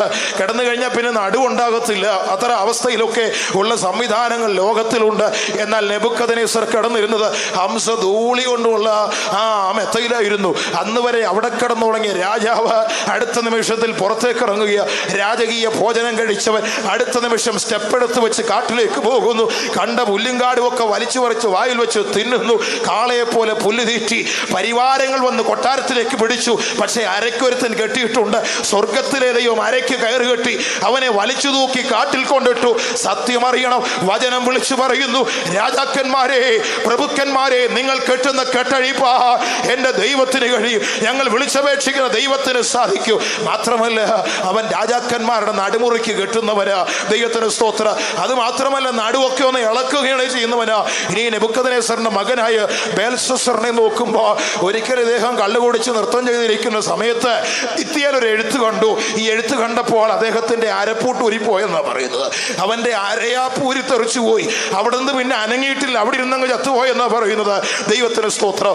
രാജാക്കന്മാരുടെ ബന്ധനങ്ങളെ അഴിപ്പാനും അവരുടെ അരയ്ക്ക് കയറ് കെട്ടുവാനും ശക്തിയുള്ളവരായ ഒരു ദൈവമാണ്. ദൈവത്തിന് സ്തോത്രം നമ്മുടെ ദൈവം. എന്നാൽ യെശയ്യാ പ്രവാചകന്റെ പുസ്തകത്തിലേക്ക് നാം കടന്നു വരുമ്പോൾ 45-ാം അധ്യായം അതിന്റെ 1-ാം വാക്യം നാം വായിച്ചു നോക്കുമ്പോൾ ദൈവത്തിന് സ്തോത്രം, ആ ജാതീയ രാജാവായിരുന്ന കോരസിനോട് ദൈവത്തിന്റെ ആത്മാവ് പ്രവാചകനിലൂടെ പറയുക, രാജാക്കന്മാരുടെ അരക്കച്ചകളെ അഴിപ്പാൻ. വായിച്ചട്ടെ, 45-ാം അധ്യായത്തിന്റെ 1-ാമത്തെ വാക്യം. യഹോവ തന്റെ അഭിഷിക്തനായ കോരസിനോട് ഇപ്രകാരം അരുളി ചെയ്യുന്നു, അവന് ജാതികളെ കീഴടക്കി രാജാക്കന്മാരുടെ അരക്കച്ചകളെ അഴിക്കേണ്ടതിന്, ജാതികളെ കീഴടക്കി രാജാക്കന്മാരുടെ അരക്കച്ചകളെ അഴിക്കേണ്ടതിന്, കതകുകൾ അവന് തുറന്നിരിക്കേണ്ടതിനും വാതിലുകൾ അടയാതിരിക്കേണ്ടതിനും ഞാൻ അവന്റെ വലങ്കൈ പിടിച്ചിരിക്കുന്നു. കോരസിനോട് പറയുന്നത്. പാർസി രാജാവായിരുന്ന കോരസ് അല്ലെങ്കിൽ സൈറസിനോട് ദൈവം വിളിച്ചു പറയുക, വാതിലുകൾ നിന്റെ മുൻപാകെ തുറന്നിരിക്കും. ജാതികളുടെ രാജാക്കന്മാരുടെ അരക്കച്ചകൾ അഴിച്ചു മാറ്റി നിന്റെ മുൻപാകെ അടയപ്പെട്ട ബാബേൽ സാമ്രാജ്യത്തിന്റെ വാതിൽ ഞാൻ നിന്റെ മുൻപാകെ തുറന്നു തരാം. അതിനു വേണ്ടി ഞാൻ അവന്റെ കൈക്ക് പിടിച്ചിരിക്കുന്നു. ഇന്ന് രാത്രിയിൽ ആ വാക്യത്തിൽ നിന്നുകൊണ്ട് ഒരു സന്ദേശം ഞാൻ പറയട്ടെ. നിങ്ങളുടെ മുൻപാകെ അടഞ്ഞു കിടക്കുന്ന വാതിലുണ്ടോ? നിങ്ങൾ എത്ര മുട്ടിയിട്ടും തുറക്കാത്ത വാതിലുകൾ ഉണ്ടെങ്കിൽ തുറക്കുവാൻ ഒരേ ഒരു മാർഗമേ ഉള്ളൂ. ലോകം പൂട്ടട്ടെ, ജാതികൾ നമ്മുടെ മുൻപാകെ അടയ്ക്കപ്പെടട്ടെ, അത് തുറക്കുവാൻ ഒരേ ഒരു വഴി. നിന്റെ കൈക്ക് ദൈവം പിടിക്കണം. നിന്റെ കൈക്ക് ഭർത്താവല്ല പിടിക്കേണ്ടത്, നിന്റെ കയ്യെ ഭാര്യയല്ല പിടിക്കേണ്ടത്, കുഞ്ഞുങ്ങളെ നിങ്ങളുടെ കയ്യിൽ മാതാപിതാക്കളല്ല പിടിക്കേണ്ടത്. നിങ്ങൾ ഉറപ്പിച്ച് പറയാൻ കഴിയണം, എന്റെ കരം പിടിക്കുന്ന ഒരു ദൈവമുണ്ട്. അവൻ നിന്റെ കൈ പിടിച്ച നിന്റെ മുൻപാകെ അടഞ്ഞു നിൽക്കുന്ന ഒരു വാതിലുകളുമില്ല. അത് വിശ്വസിപ്പാൻ കഴിയുന്നവർ കരങ്ങളെ ഉയർത്തി ശക്തിയോടെ ഒരു ഹല്ലേലൂയ പറഞ്ഞാട്ടെ. രാജാക്കന്മാരുടെ അരക്കച്ചകൾ അഴിച്ചു മാറ്റി അടഞ്ഞു കിടക്കുന്ന വാതിലുകൾ തുറക്കുവാൻ ശക്തനായ ഒരു ദൈവം, അവൻ നിന്റെ കരം പിടിക്കണം. ഇന്ന് രാത്രിയിൽ ഇവിടുന്ന് എഴുന്നേറ്റ് പോകുമ്പോ എന്റെ കൈക്ക് എന്റെ ദൈവം പിടിച്ചിട്ടുണ്ട്, എന്റെ വലങ്കരത്തിൽ എന്റെ യേശു പിടിച്ചിട്ടുണ്ട് എന്നുള്ള ഉറപ്പോടുകൂടെ വേണം നാം പോകുക. അവൻ നിന്റെ ബന്ധനങ്ങളെ അഴിച്ചു മാറ്റുന്നു. ലോക നിയമങ്ങളുടെ ബന്ധനങ്ങളെ അവൻ അഴിച്ചു മാറ്റുക ഇടയായി തീരും. ദൈവത്തിന് സ്തോത്രം. ചില നാളുകൾക്ക് മുമ്പ് ഞാനൊരു സർക്കാർ ഓഫീസിൽ ഒരു പ്രത്യേക കാര്യത്തിന് വേണ്ടി കയറി.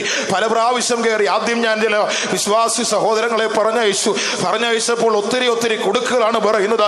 ഞാൻ എത്ര നോക്കിയിട്ടും ആരൊക്കെ പരിചയമുള്ളവരെ അയച്ചിട്ടും സാധിക്കുന്നില്ല. ഒരു ദിവസം ഞങ്ങൾ ചേർന്ന് ചില സഹോദരങ്ങൾ ചേർന്ന് ആ വിഷയത്തിന് വേണ്ടി ഒരു രാത്രിയിൽ കരങ്ങൾ കോർത്തു പിടിച്ച് പ്രാർത്ഥിച്ചു. അടുത്ത ദിവസം ഞാൻ ഈ കാര്യത്തിന് വേണ്ടി ഒരു സഹോദരനെ കൂട്ടി ഓഫീസിലേക്ക് ചെന്നു. കഴിഞ്ഞ ദിവസങ്ങളിൽ എതിർപ്പ് പറഞ്ഞ് ആ ഓഫീസറിന്റെ അടുക്കലേക്ക് ഞാൻ ചെന്നിട്ട് ഞാൻ പറഞ്ഞു, സാർ ഇങ്ങനെയാണ് ഇതിന്റെ കാര്യങ്ങൾ, ഇതിന്റെ നിജസ്ഥിതി ഇങ്ങനെയാണ്, സാറിന് യുക്തം എന്ന് തോന്നുന്നത് ചെയ്താട്ടെ എന്ന് ഞാൻ പറഞ്ഞു. അത്രയും പറഞ്ഞ് ഫയല മേശപ്പുറത്ത് വെച്ചിട്ട് ഞാൻ വെളിയിലേക്ക് ഇറങ്ങിപ്പോയി. ഞാൻ പുറത്തിറങ്ങി 5 മിനിറ്റ് വെയിറ്റ് ചെയ്തു. പെട്ടെന്നൊരു പിയൂണ് വന്ന് എന്നെ വിളിച്ചിട്ട് പറഞ്ഞു, അദ്ദേഹം വിളിച്ച് എന്നോട് ചോദിച്ചു, നിങ്ങളൊരു പാസ്റ്ററാണോ? ഞാൻ പറഞ്ഞു, ഇന്ന സഭയിലെ ഒരു ബ്രദറാണ് ഞാൻ. പുറത്തുള്ളവരൊക്കെ നമ്മളെ പാസ്റ്റർമാരാണെന്നാണ് അങ്ങനെയാണല്ലോ വിളിക്കുന്നത്. ഞാൻ പറഞ്ഞു, അതെ, ഒരു ദൈവത്തിന്റെ ദാസനാണ് ഞാൻ. ഞാൻ പറഞ്ഞു, എനിക്ക് പ്രത്യേകിച്ച് ആശ്രയമില്ല, പ്രത്യേകിച്ച് പരിചയക്കാരില്ല. ഇതിന് കഴിഞ്ഞ രാത്രിയിൽ എനിക്ക് അപേക്ഷ കൊടുക്കാൻ ഒരു സ്ഥലമുണ്ടായിരുന്നു, അവിടെ ഞാൻ കൊടുത്തിട്ടുണ്ട്. സാറിന് യുക്തമെന്ന് തോന്നുന്നത് ചെയ്താട്ടെ എന്ന് ഞാൻ അദ്ദേഹത്തോട് പറഞ്ഞു.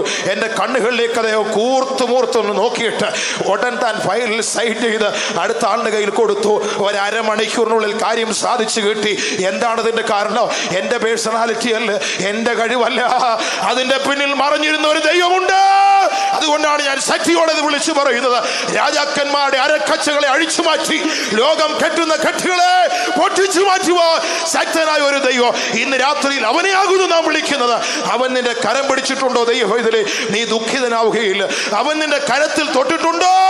ശത്രു നിന്റെ മുൻപാകെ അലറിയോടും. ഇന്ന് രാത്രിയിൽ വിശ്വാസത്തോടെ ദൈവസന്നിധി ഇരിക്കൂ. അവൻ കരുണയും കരുതലുമുള്ള ദൈവമാ. അവന്റെ നീതിയെ ഇന്ന് രാത്രിയിൽ അനുഭവിച്ചു വേണം നമുക്ക് ഇവിടെ നിന്ന് മടങ്ങിപ്പോകുവാൻ ഇടയാകേണ്ടത്. അവൻ രാജാക്കന്മാരുടെ ബന്ധനങ്ങളെ അഴിക്കുന്നു, ലോകത്തിന്റെ ബന്ധനങ്ങളെ അഴിക്കുന്നു, പാപത്തിന്റെ ബന്ധനങ്ങളെ അഴിക്കുന്നു.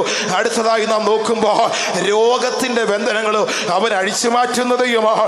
ലൂക്കോസിന്റെ സുവിശേഷം 13-ാം അധ്യായം അതിന്റെ 12-ാം വാക്യം വായിക്കുമ്പോൾ, വേഗം വായിക്കണം, 13-ാം അധ്യായത്തിന്റെ 12-ാമത്തെ വാക്യം.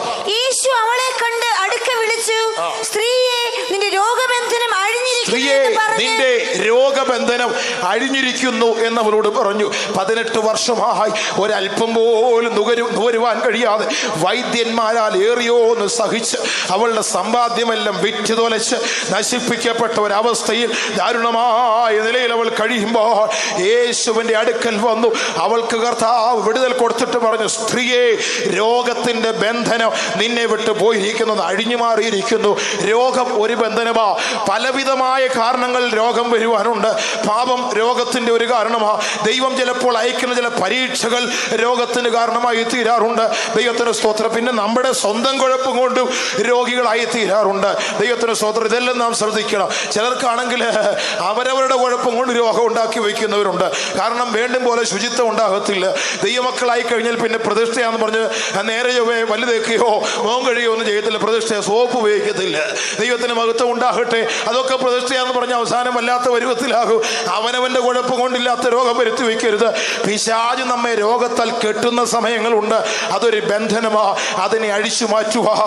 രോഗമില്ലാത്ത ശരീരത്തോടുകൂടെ ഇറങ്ങി വന്ന ഒരു ദൈവപുത്രനുണ്ട്. അവനത് സാധിക്കും. അവൻ ആ സ്ത്രീയോട് പറയുക, സ്ത്രീയെ, നിന്റെ രോഗത്തിന്റെ ബന്ധനം ഞാൻ അഴിച്ചു മാറ്റിയിരിക്കുന്നു. ഇന്ന് രാത്രിയിൽ ബലഹീനപ്പെട്ട ശരീരത്തോടുകൂടെ നിങ്ങൾ ദൈവസന്നിധിയിലായിരിക്കുന്നെങ്കിൽ നിങ്ങളെ ബലപ്പെടുത്തുവാൻ നിങ്ങളുടെ ദൈവത്തിന് കഴിയും. എത്രയോ സന്ദർഭങ്ങളിൽ ഞാനത് അനുഭവിച്ചിട്ടുണ്ട്. എൻ്റെ വ്യക്തിപരമായ ജീവിതത്തിൽ മരണത്തെ മുഖാമുഖം കണ്ട പല സന്ദർഭങ്ങളുണ്ട്. അവിടെയെല്ലാം എന്നെ താങ്ങിയ ഒരു കരമുണ്ട്.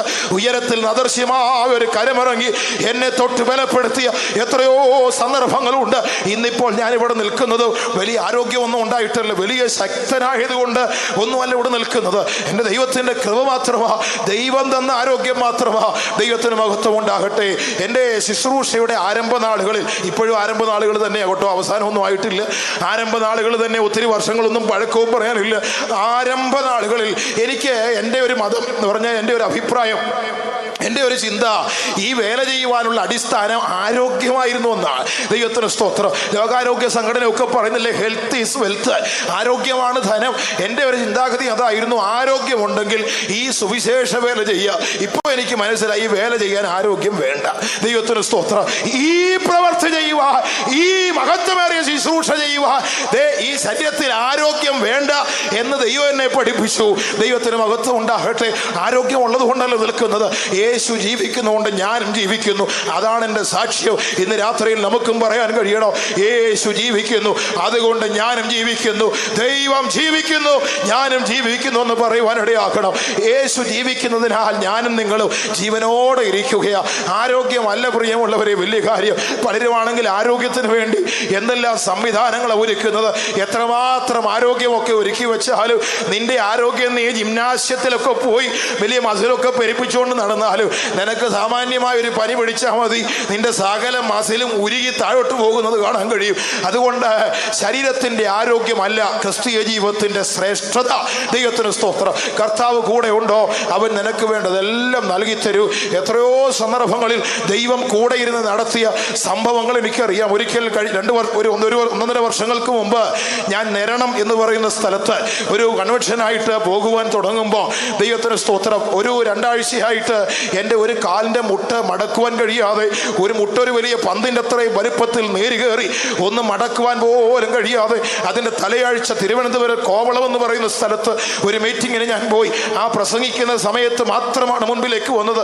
ഏറ്റവും പുറകിൽ പോയിരുന്നിട്ട് ഞാൻ ലജ്ജിതനായി തലതാഴ്ത്തി, ഒരു യൗവനക്കാരനായ ഞാൻ ഒന്ന് മുട്ടുമടക്കി ഇരിപ്പാൻ കഴിവില്ലാത്തവനായി പോയല്ലോ എന്നുള്ള ലജ്ജാഭാരത്താൽ ഞാൻ തലതാഴ്ത്തി ഏറ്റവും പുറകിലിരുന്ന് ആ സമയത്ത് പ്രസംഗിക്കാൻ മാത്രം മുമ്പിലേക്ക് വന്നു. ദൈവത്തിന് സ്തോത്രം. അതേ ആഴ്ചയിൽ തന്നെ ഞായർ തിങ്കൾ കഴിഞ്ഞ് വ്യാഴാഴ്ച നിരണത്ത് പ്രസംഗിക്കാനായിട്ട് പോയി. തലേ ദിവസം ബുധനാഴ്ച ബൈബിൾ സ്റ്റഡി കഴിഞ്ഞ് ഉച്ചയ്ക്ക് ഞാൻ എൻ്റെ റൂമിലിരുന്ന് പ്രാർത്ഥിക്കുമ്പോൾ മുറിയുടെ വാതിൽക്കൽ അതിൻ്റെ ജനലിൻ്റെ പുറത്ത് ഒരു വല്ലാത്ത ശബ്ദം. ഒരു സ്ത്രീയുടെ രൂപത്തിൽ ഒരാൾ അവിടെ നിന്നുകൊണ്ട് എൻ്റെ പ്രാർത്ഥനയെ തടസ്സം ചെയ്യുകയാണ്. നിർത്തണമെന്നൊക്കെ പറഞ്ഞുകൊണ്ട് നിൽക്കുന്നു. ഞാൻ ആകപ്പാടെ ഭയപ്പെട്ട്, അവിടെ സഹോദരിമാരൊന്നും സാധാരണ വരാറില്ല. പെട്ടെന്ന് ഞാൻ മുറിയിൽ നിന്ന് പുറത്തേക്ക് ഇറങ്ങി. ഫ്രണ്ട് ഡോർ തുറന്ന് സിറ്റ് ഔട്ടിൽ വന്നപ്പോൾ അവിടെയെങ്കിലും ആരെയും കണ്ടില്ല. ഞാൻ ഭയപ്പെട്ട് മുറിയിലേക്ക് കയറി. പെട്ടെന്ന് എൻ്റെ ആത്മാവ് പറഞ്ഞു, സാത്താൻ നിനക്കെതിരായി ശക്തിയോടെ പോരാടുന്നു. ഞാൻ പെട്ടെന്ന് മുട്ടുമടക്കി അവിടെ നിന്ന് പ്രാർത്ഥിച്ചു കൊണ്ടേയിരുന്നു. അന്ന് രാത്രിയിൽ ബൈബിൾ സ്റ്റഡിയും കഴിഞ്ഞ് രാത്രിയിൽ അല്പസമയമൊക്കെ പ്രാർത്ഥിച്ചു. പിറ്റേ ദിവസം രാവിലെ 8:30 മണിയായപ്പോൾ മീറ്റിങ്ങിന് പോകാൻ ഞാൻ തയ്യാറായി ഒരുങ്ങാനായിട്ട് തുടങ്ങുന്ന സന്ദർഭത്തിൽ പെട്ടെന്ന് എൻ്റെ ശരീരം ഒന്ന് വിറയ്ക്കുന്ന പോലെ തോന്നി. പച്ചവെള്ളത്തിൽ കുളിച്ചതുപോലെയായി. ഞാൻ പെട്ടെന്ന് ആ തറയിലേക്ക് വീണു. ആ ദൈവത്തിന് സ്തോത്രം. 1/2 മണിക്കൂർ മരണത്തെ മുഖാമുഖം കണ്ട് അവിടെ കിടന്ന് ഉരുണ്ടു മറിഞ്ഞു. അതിനുശേഷം എഴുന്നേറ്റ് ഒരു അല്പം ബലം തോന്നി. ഞാൻ റെഡിയായി. ഒരു 11:30 വാഹനത്തിൽ കയറി പോകുവാൻ വേണ്ടി വാഹനത്തിലേക്ക് കയറുവാൻ പോകുമ്പോൾ, നാളുകളായി ഞാൻ ഉപയോഗിച്ചുകൊണ്ടിരിക്കുന്ന വണ്ടിയാണ്. അന്ന് വരെ ഒരു കുഴപ്പവും സംഭവിച്ചില്ല. ഞാൻ വണ്ടിയിലേക്ക് കയറി. എൻ്റെ തല ശക്തിയായിട്ട് ആ വാഹനത്തിൽ ഇടിച്ചു. ഞാൻ ഒരു വട്ടം ഇങ്ങനെ കറങ്ങി, കണ്ണിൽ ഇരുട്ട് കയറി. ഡ്രൈവറായി കൂടെ വന്ന സഹോദരൻ ഓടി വന്ന് എന്നെ പിടിച്ചു. ഇല്ലെങ്കിൽ ഞാൻ വീണ് പോകുമായിരുന്നു. അദ്ദേഹം ഒരു കസാരയൊക്കെ എടുത്ത് എന്നെ അവിടെ പിടിച്ചിരുത്തി. അതിനുശേഷം 1 മണിക്കൂർ കഴിഞ്ഞ് യാത്ര ചെയ്തു. ഏറ്റുമാനൂർ എന്ന് പറയുന്ന സ്ഥലത്തിനൊരു 10 കിലോമീറ്റർ മുമ്പെത്തി. എത്തിയപ്പോൾ അന്ന് രാവിലെ ഉണ്ടായതുപോലെ പെട്ടെന്ന് ശരീരം ഒന്ന് വിറച്ചു. ശരീരം മുഴുവൻ വെള്ളത്തിൽ കുളിച്ചതുപോലെയായി. എൻ്റെ ജീവൻ നഷ്ടപ്പെടുകയാണെന്ന് തോന്നി. ഞാൻ അദ്ദേഹത്തോട് പറഞ്ഞു, ഏറ്റുമാനൂർ ഫെയ്ത്ത് കൊണ്ട് വേഗം അവിടെ പോകണമെന്ന് പറഞ്ഞു. അദ്ദേഹം വേഗത്തിൽ വാഹനം ഓടിച്ച് ആ വിശ്വാസഭവനത്തിൽ ചെന്നു. എന്നെ എടുത്തുകൊണ്ടുപോയി ആ കട്ടിൽ കിടത്തി. ദൈവത്തിന് സ്തോത്രം. 1.5 മണിക്കൂർ കഴിഞ്ഞ് അവിടെ നിന്നും അല്പമായി ഒരു ചെറിയൊരു ബലം തോന്നി. എഴുന്നേറ്റ് ആ മീറ്റിംഗ് സ്ഥലത്ത് ഞാൻ ചെന്നു. 4 മണിക്കാണ് ചെന്നത്. വലുതായിട്ടൊന്നും കഴിച്ചില്ല. ഒരല്പം കഞ്ഞിയോ മറ്റോ കുടിച്ചിട്ട് ഞാൻ മീറ്റിംഗ് സ്ഥലത്തേക്ക് പോയിരുന്നു. ദൈവത്തിന് സ്തോത്രം. മുട്ടുകളെ മടക്കുവാൻ കഴിയുന്നില്ല. ഞാൻ ചരിഞ്ഞിങ്ങനെ ഇരിക്കുകയാ.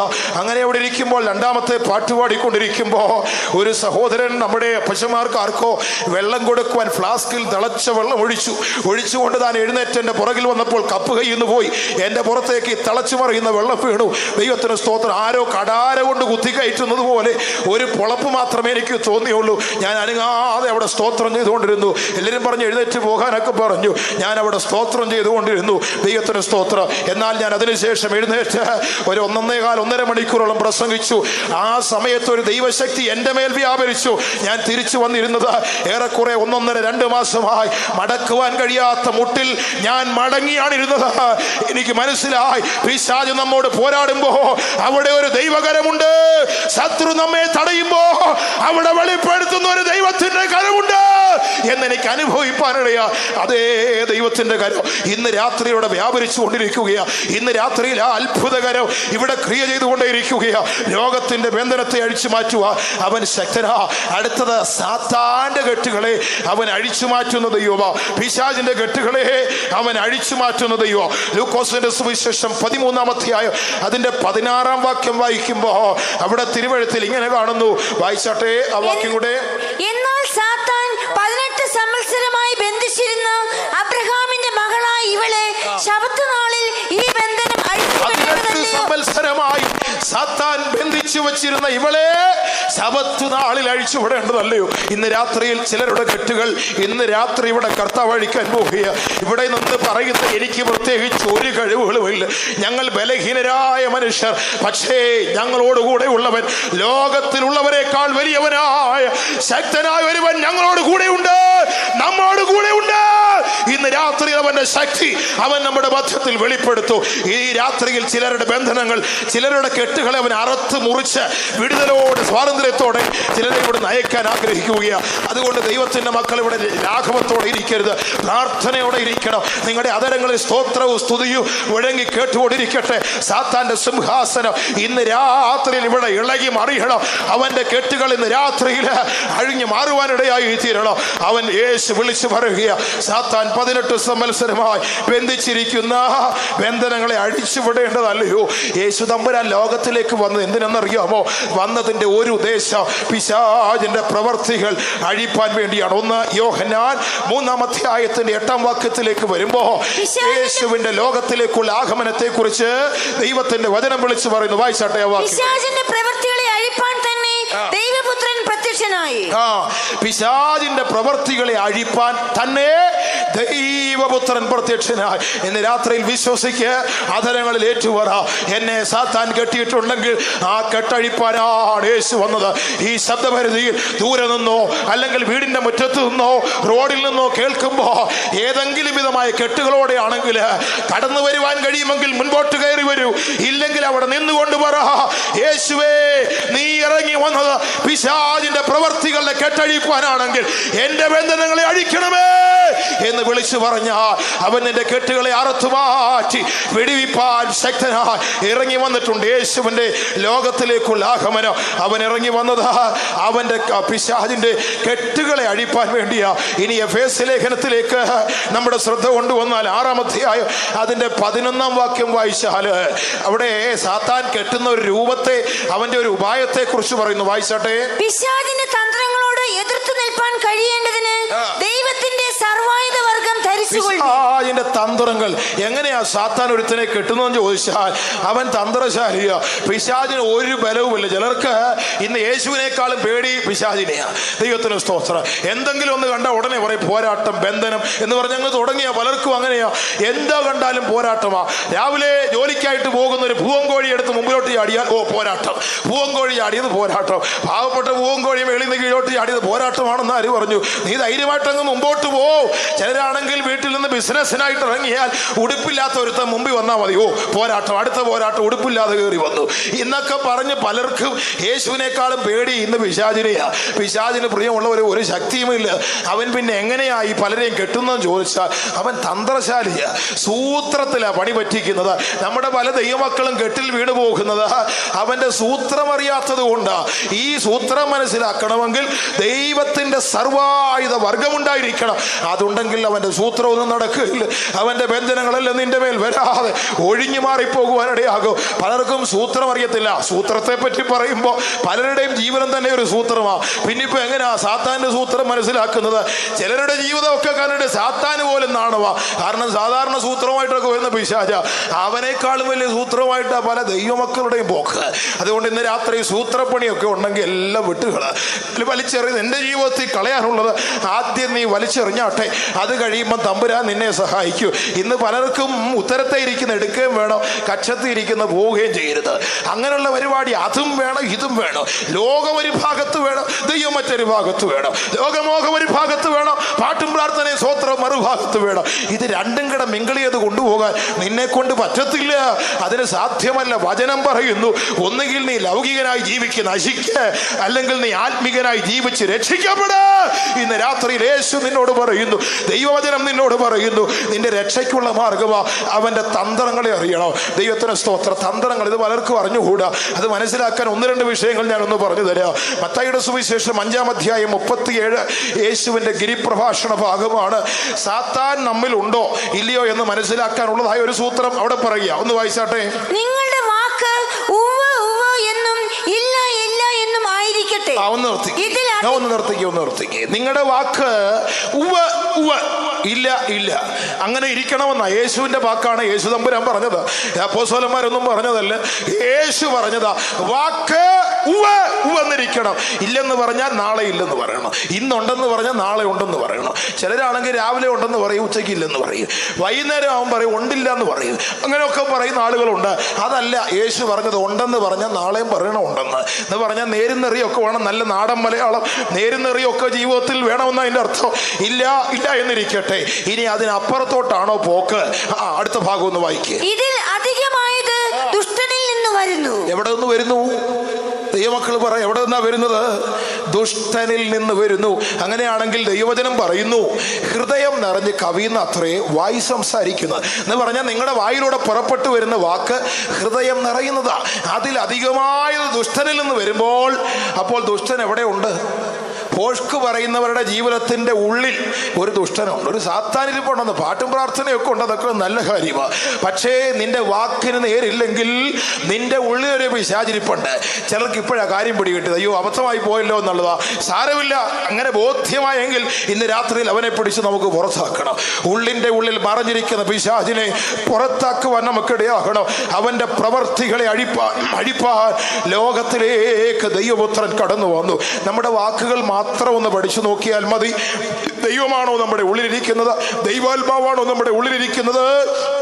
അതോ പൈശാചികാത്മാവാണോ നമ്മുടെ ഉള്ളിലിരിക്കുന്നത്? നമുക്ക് ബോധ്യമാകുവാൻ ഇടയായി തീരും. ദൈവത്തിന് സ്തോത്രം. അവന്റെ പ്രവർത്തികളെ അഴിപ്പാൻ, പിശാചിന്റെ പ്രവർത്തികൾ അഴിക്കുവാൻ ലോകത്തിലേക്ക് ദൈവപുത്രൻ വന്നു എന്ന് പറയുമ്പോൾ അത് നമുക്ക് മനസ്സിലാക്കണമെങ്കിൽ സാത്താനെ കുറിച്ച് ഒരല്പമായി നാം ഒന്ന് മനസ്സിലാക്കണം. അത് മനസ്സിലാക്കാൻ കഴിയണമെങ്കിൽ ഈ പിശാചിന്റെ ചില പേരുകൾ നാം ഒന്ന് പഠിച്ചാൽ മതി. ജീവിതത്തിൽ ഇതുണ്ടോ? ഇനി ഞാൻ പറയുന്ന കാര്യങ്ങൾ എല്ലാവരും ശ്രദ്ധിക്കണം, വളരെ ശ്രദ്ധയോടെ ഇരുന്ന് കേൾക്കണം. ഇത് നമ്മുടെ ജീവിതവുമായി ബന്ധപ്പെട്ട ഒരു കളിയാണ്. അതുകൊണ്ട് ചിന്തിക്കണം, ജീവിതത്തിൽ ഇതുണ്ടോ ഇല്ലയോ എന്ന് മനസ്സിലാക്കണം. സാത്താന്റെ ചില പേരുകൾ വേദപുസ്തകത്തിൽ കൊടുത്തിട്ടുണ്ട്. ഒന്നാമത് മത്തായിയുടെ സുവിശേഷം 4:10 അവിടെ നാം വായിക്കുന്നു, അവനൊരു പേരുണ്ട്. പറയുന്ന വാക്യങ്ങൾ വേഗത്തിലൊന്ന് വായിച്ചു തന്നാൽ നന്നായിരിക്കും. 4:10 വാക്യം. യേശു അവനോട്, സാത്താനെ എന്നെ വിട്ടുപോ. അവനോട് വിളിച്ചു പറയുക സാത്താൻ. ഒന്നാമത് അവന്റെ പേര് സാത്താൻ എന്ന് പറയുക. എന്താണ് ഇതിന്റെ അർത്ഥം? സാത്താൻ എന്ന് പറഞ്ഞാൽ അതിന്റെ അർത്ഥം എതിരാളി. ദൈവത്തിന് സ്തോത്രം. എതിരെ പ്രവർത്തിക്കുന്നവൻ. സ്വന്തം ജീവിതത്തെ വെച്ച് കാൽക്കുലേറ്റ് ചെയ്താട്ടെ, നിങ്ങൾ ആർക്കെങ്കിലും എതിരാണോ? കുഞ്ഞുങ്ങളെ, നിങ്ങൾ മാതാപിതാക്കൾക്ക് എതിരാണോ? മാതാപിതാക്കളെ, നിങ്ങൾ മക്കൾക്കെതിരാണോ? വിശ്വാസികളെ, നിങ്ങൾ സഭാ നടത്തിപ്പുകാർക്കെതിരാണോ? എതിരാണെങ്കിൽ ഓർത്തുകൊള്ളണം. ചെല്ലു പറയുന്ന തീഷ്ണത കൊണ്ട് ഞാൻ അങ്ങ് പറഞ്ഞല്ല, നിന്നെ തീഷ്ണതയുള്ളവനാക്കി അവിടെ തീർത്തത് സാത്താനാ. ദൈവത്തിന് സ്തോത്രം. അവന്റെ പേരിലൊന്ന് സാത്താൻ എന്ന് പറഞ്ഞാൽ എതിരെ പ്രവർത്തിക്കുന്നവർ. ചിലരുടെ ജീവിതം എല്ലാവർക്കും എതിരാ. ഭാര്യ ഭർത്താവിനെതിരെ, ഭർത്താവ് ഭാര്യക്കെതിരെ, അപ്പൻ മോനെതിരെ, മോൻ അപ്പനെതിരെ, അങ്ങോട്ടും ഇങ്ങോട്ടും എതിരായി നിൽക്കുന്ന സ്വഭാവമുണ്ടോ? നീ വല്ലവരെയും വഴി പറയണ്ട, സാത്താൻ നിന്റെ അകത്തിരിപ്പുണ്ട്. അതുകൊണ്ടാണ് നീ എതിരായി ജീവിക്കുന്നത്. അടുത്തത് 4-ാം വാക്യത്തിൽ പിശാച് എന്നൊരു പേര് കാണുന്നു. എന്താണ് അതിന്റെ അർത്ഥം? വഞ്ചകൻ എന്നാണ് അതിന്റെ അർത്ഥം. വഞ്ചിക്കുന്നവൻ. നിങ്ങളുടെ ജീവിതത്തിൽ നിങ്ങൾ ആരെയെങ്കിലും വഞ്ചിച്ചിട്ടുണ്ടോ?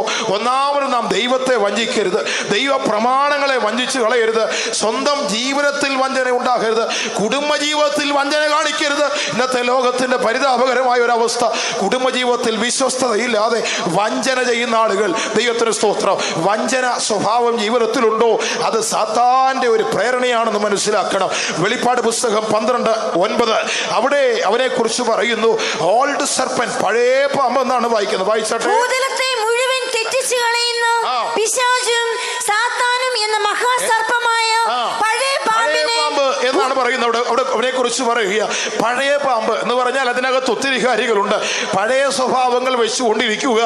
ഏതനിൽ മനുഷ്യനെ തെറ്റിച്ച് കളഞ്ഞ സ്വഭാവം, മറ്റുള്ളവരെ തെറ്റിച്ച് കളയുന്ന, വഴി കാണിക്കേണ്ടതിന് പകരം വഴി തെറ്റിച്ച് കളയുന്ന സ്വഭാവം ഉണ്ടെങ്കിൽ അത് ഈ പിശാചിന്റെ പ്രേരണയാണ്, അവന്റെ ജീവിത അവസ്ഥകളാണെന്ന് നാം മനസ്സിലാക്കണം. അടുത്തതായി 2 കൊരിന്ത്യർ 6:15 അവിടെ ഇപ്രകാരം ഒരു വാക്കവനെ കുറിച്ച് പറയുന്നു. അവിടെ പറഞ്ഞിരിക്കുന്നത് ബലിയാൽ എന്നാക്കുന്നു. ആ വാക്ക് മാത്രം ഒന്ന് വായിച്ചാട്ടെ. ക്രിസ്തുവിനും ബലിയാലിനും തമ്മിൽ ബലിയാൽ എന്നൊരു പേരാണ് പറഞ്ഞിരിക്കുന്നത്. ബലിയാൽ എന്താ വാക്കിന്റെ അർത്ഥം എന്നറിയോ? വിലയില്ലാത്തവൻ. ഇന്ന് പലരും തന്നെ അങ്ങ് വിലയില്ലാത്തവരായി തീരുക. സ്വയമേ നിങ്ങളുടെ വില നഷ്ടപ്പെടുത്തുകയാണെങ്കിൽ നിങ്ങളെ ഭരിക്കുന്നത് സാത്താനാണെന്ന് മനസ്സിലാക്കണം. അടുത്ത സമയത്ത് ഞാനൊരു ജംഗ്ഷനിൽ നിൽക്കുമ്പോൾ ഒരു എക്സിക്യൂട്ടീവ് ഓഫീസിൽ നിന്ന് ഇറങ്ങി വന്നു. നല്ല പാൻറ്റും കോട്ടും ഒക്കെ ഇട്ടിട്ടുണ്ട്, കൈയൊക്കെ കെട്ടിയിട്ടുണ്ട്, കയ്യിലൊരു ചെറിയ സൂട്ട് കേസും പിടിച്ച് ഓഫീസിൽ നിന്ന് 4:45 സമയത്ത് പുറത്തേക്ക് താൻ ഇറങ്ങി വന്നു. ബസ് സ്റ്റോപ്പിലേക്ക് വന്ന് നിൽക്കുമ്പോൾ തൻ്റെ കൈ അറിയാതെ പാൻറ്റിൻ്റെ പോക്കറ്റിലേക്ക് പരതി ഇങ്ങോട്ട് ചെന്നിട്ട് ഒരു സിഗരറ്റ് എടുത്ത് വായിലൊട്ട് വെച്ച് അതിൻ്റെ അറ്റത്ത് അങ്ങോട്ട് തീയും കൊളുത്തി വലിച്ചങ്ങ് ഊതി വിടുകയാണ്. അഗാധകൂപത്തിൽ നിന്ന് പുക പോകുന്നത് പോലെ അവൻ്റെ മൂക്കിൽ നിന്നും വായിൽ നിന്നും മൊത്തം അങ്ങ് പുകയാണ്. ഇഷ്ടംപോലെ ശമ്പളം വാങ്ങിക്കുന്ന മാന്യനായ ഒരു മനുഷ്യൻ, കണ്ടാൽ ഒരു കുഴപ്പവുമില്ല, നല്ല വസ്ത്രം, നല്ല മാന്യത. ഒറ്റ നോട്ടത്തിൽ ഒരാൾ കണ്ടാൽ തന്നെ അവനെ ഒന്നും മതിക്കും. അതിന് തക്ക രൂപമുണ്ടെങ്കിലും അവൻ പബ്ലിക്കിന്റെ മുമ്പാകെ വിലയില്ലാത്തവനായി നിൽക്കുകയാണ്. ഇങ്ങനെ ഊതി വിടുക. മുമ്പോട്ടൊരു പോക്കോഴില് ഏതെങ്കിലും വണ്ടിക്ക് മുമ്പോട്ട് പോക്കോഴിലുണ്ടോ? കണ്ടിട്ടുണ്ടോ? ഇല്ല. കണ്ടം പൂട്ടുന്ന ട്രാക്ടറിന് പോലും മേലോട്ടാ പോക്കോഴില്. എന്നാൽ ദൈവത്തിന്റെ സൃഷ്ടിയായ മനുഷ്യ, നീ ഇങ്ങനെ വീടി വലിച്ച് മുമ്പോട്ട് പോക്കോഴിലും വെച്ചുകൊണ്ട് നടക്കുമ്പോൾ നിന്നെ കൊണ്ടത് ചെയ്യിക്കുന്നത് ബലിയാലാണ്, സാത്താനാണ് നിന്നെ കൊണ്ടത് ചെയ്യിച്ച് നിന്നെ വില കുറഞ്ഞവനാക്കുന്നത്. ദൈവത്തിന് സ്തോത്രം. വില കുറച്ച് കാണിക്കുക. ചിലരെ കണ്ടിട്ടില്ലേ? നല്ല ബെഡേലൊക്കെ കിടന്ന് ഉറങ്ങുന്ന പുള്ളികളാണെങ്കിൽ ചില പ്രത്യേക സമയത്ത് അവർക്ക് ഡൺലപ്പിന്റെ ഫോമിന്റെ ഒന്നും മെത്ത വേണ്ട, സിംഗപ്പൂർ ഷാളൊന്നും വേണ്ട, അവർക്ക് ബോംബെ ഡായിന്റെ ബെഡ്ഷീറ്റ് വേണ്ട. നട്ട റോഡിൽ സൂര്യന്റെ തിളച്ചു മറിയുന്ന ചൂടിൽ കരിങ്കൽ പ്രതിമ പോലെ ഒരൊറ്റ കിടപ്പാ. ഇത് അകത്തോട്ട് ചെല്ലുമ്പോഴേ സാധനം അകത്തോട്ട് ചെല്ലുമ്പോൾ പിന്നെ ഒരു ബോധവും ഇല്ല. പണ്ടേ ബോധമില്ല, പിന്നെ ഇപ്പൊ ഇത് അകത്തോട്ട് അങ്ങോട്ട് ചെന്നപ്പോൾ ഒരു ബോധവും ഇല്ലാത്ത പരുവത്തിൽ അങ്ങനെ അങ്ങ് പോവുക. നിന്നെ ഈ അവസ്ഥയിലാക്കി തീർത്തത് ആരെന്നറിയാമോ? പിശാചാ സ്നേഹിത, മദ്യപാനിയായ സഹോദര, നിന്റെ ജീവിതം മദ്യപാനത്തിൽ തല്ലി തകർത്ത് കളഞ്ഞ് നീ സമൂഹത്തിൽ വില കുറഞ്ഞവനായി തീരാതെ ഇന്ന് മദ്യപാനികളെ കൊണ്ട് നിറഞ്ഞിരിക്കുന്ന ലോകമാണ്. ഏതെല്ലാം വിധത്തിലാണെന്ന് അറിയാമോ? ദൈവത്തിന് സ്തോത്രം. ഏതെല്ലാം പേരുകൾ അതിന് കൊടുത്തിരിക്കുന്നത്. ക്രിസ്ത്യൻ പ്രദേശം എന്ന് പറഞ്ഞൊരു സാധനമുണ്ട്. എന്ന് പറഞ്ഞാൽ ക്രിസ്തീയ ചായന്മാർക്ക് മാത്രം അടിക്കാനുള്ള സാധനം. ഈസ്റ്ററൊക്കെ വരുമ്പോൾ തല്ലിപ്പൊട്ടിച്ച് അങ്ങ് കൂടിയാ. ദൈവത്തിന് സ്തോത്രം. ക്രിസ്ത്യൻ പ്രദേശം ആരാണോ ഇതിനൊക്കെ പേര് കൊടുത്തത് നമുക്ക് അറിഞ്ഞുകൂടാ. എന്തെല്ലാം വകുപ്പുകളാ.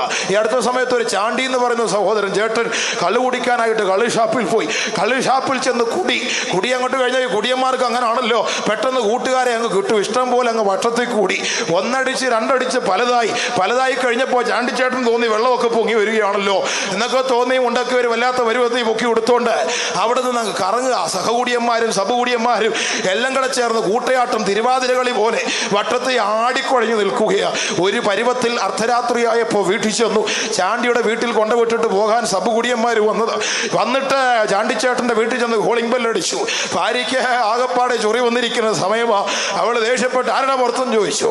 അപ്പോൾ ഈ സ്നേഹിതന്മാർ വിളിച്ചു, ഞങ്ങളെ ചാണ്ടിച്ചേട്ടനെ കൊണ്ടുവന്നതാ.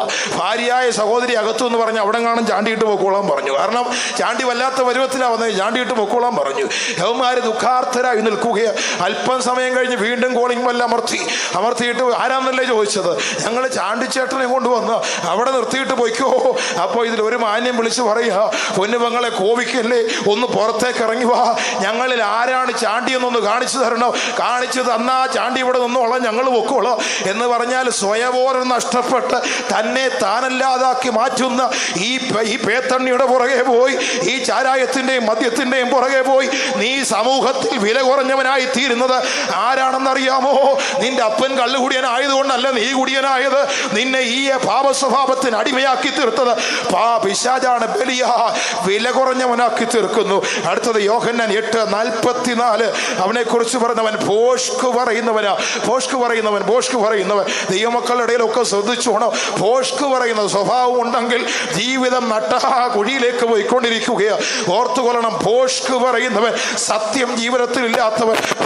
പറയുന്നു സത്യം ചെയ്തിട്ട് ഛേദം വന്നാലും മാറാത്തവരായിരിക്കണം ദൈവത്തിന്റെ ജനം, സത്യമില്ലാത്തവർ. അടുത്തത് വെളിപ്പാട് പുസ്തകം 12:10 അവിടെ അവനെ കുറിച്ച് പറയുന്നു, അവൻ വിശുദ്ധന്മാരെ രാപ്പകൽ അപവാദം പറയുന്ന അപവാദിയാണ്. ആ പേര് മാത്രം ഒന്ന് വായിച്ചാട്ടെ. നമ്മുടെ സഹോദരന്മാരെ രാപ്പകൽ ദൈവസന്നിധിയിൽ കുറ്റം ചുമത്തുന്ന അപവാദിയെ തള്ളിയിട്ട് കളഞ്ഞുവല്ലോ എന്നാണ് പറയുന്നത്.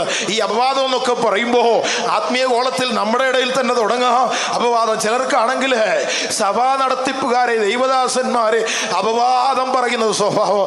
ചിലരാണെങ്കിൽ അതിന്റെ PhD കഴിഞ്ഞിട്ടാണ് നിൽക്കുക. ചില ദൈവമക്കൾ അതിന്റെ PhD കഴിഞ്ഞിട്ട് നിൽക്കുകയാണ്.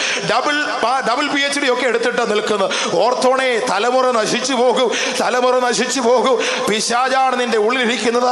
നീ എത്ര വലിയ ആത്മീക പാരമ്പര്യമുള്ളവനാണെങ്കിലും ദൈവദാസന്മാർക്കെതിരെ സംസാരിക്കുന്ന നീ, ദൈവമക്കൾക്കെതിരെ അപവാദം പറയുന്ന നീ, നിന്റെ ജീവിതത്തെ പഠിക്കണം. പിശാചാ നിന്നെ ഭരിക്കുന്നത്. ഞാൻ രക്ഷിക്കപ്പെട്ട് സ്വർഗത്തിൽ ഇപ്പോൾ പോകുമെന്ന് പറഞ്ഞ് പാട്ടങ്ങ് പാടിക്കൊണ്ടിരിക്കുക. പ്രിയം വരുമ്പോൾ അവന്റെ കൂടെ അങ്ങ് പോകും, പറക്കുമെന്നൊക്കെ പറയുക. അങ്ങനെയൊക്കെ പാടുന്നവർ പറക്കാനല്ല, ഇവിടെ കിടന്ന് കറങ്ങാനാണ് പോകുന്നത്. അതുകൊണ്ട് ശ്രദ്ധിച്ചോണം, ഭോഷ്ക് ജീവിതത്തിൽ ഉണ്ടാകരുത്. അപവാദം പറയുന്ന സ്വഭാവം. കിംവദന്തി പറഞ്ഞുണ്ടാക്കരുത്. നല്ല നാടൻ പ്രയോഗം കേട്ടോ.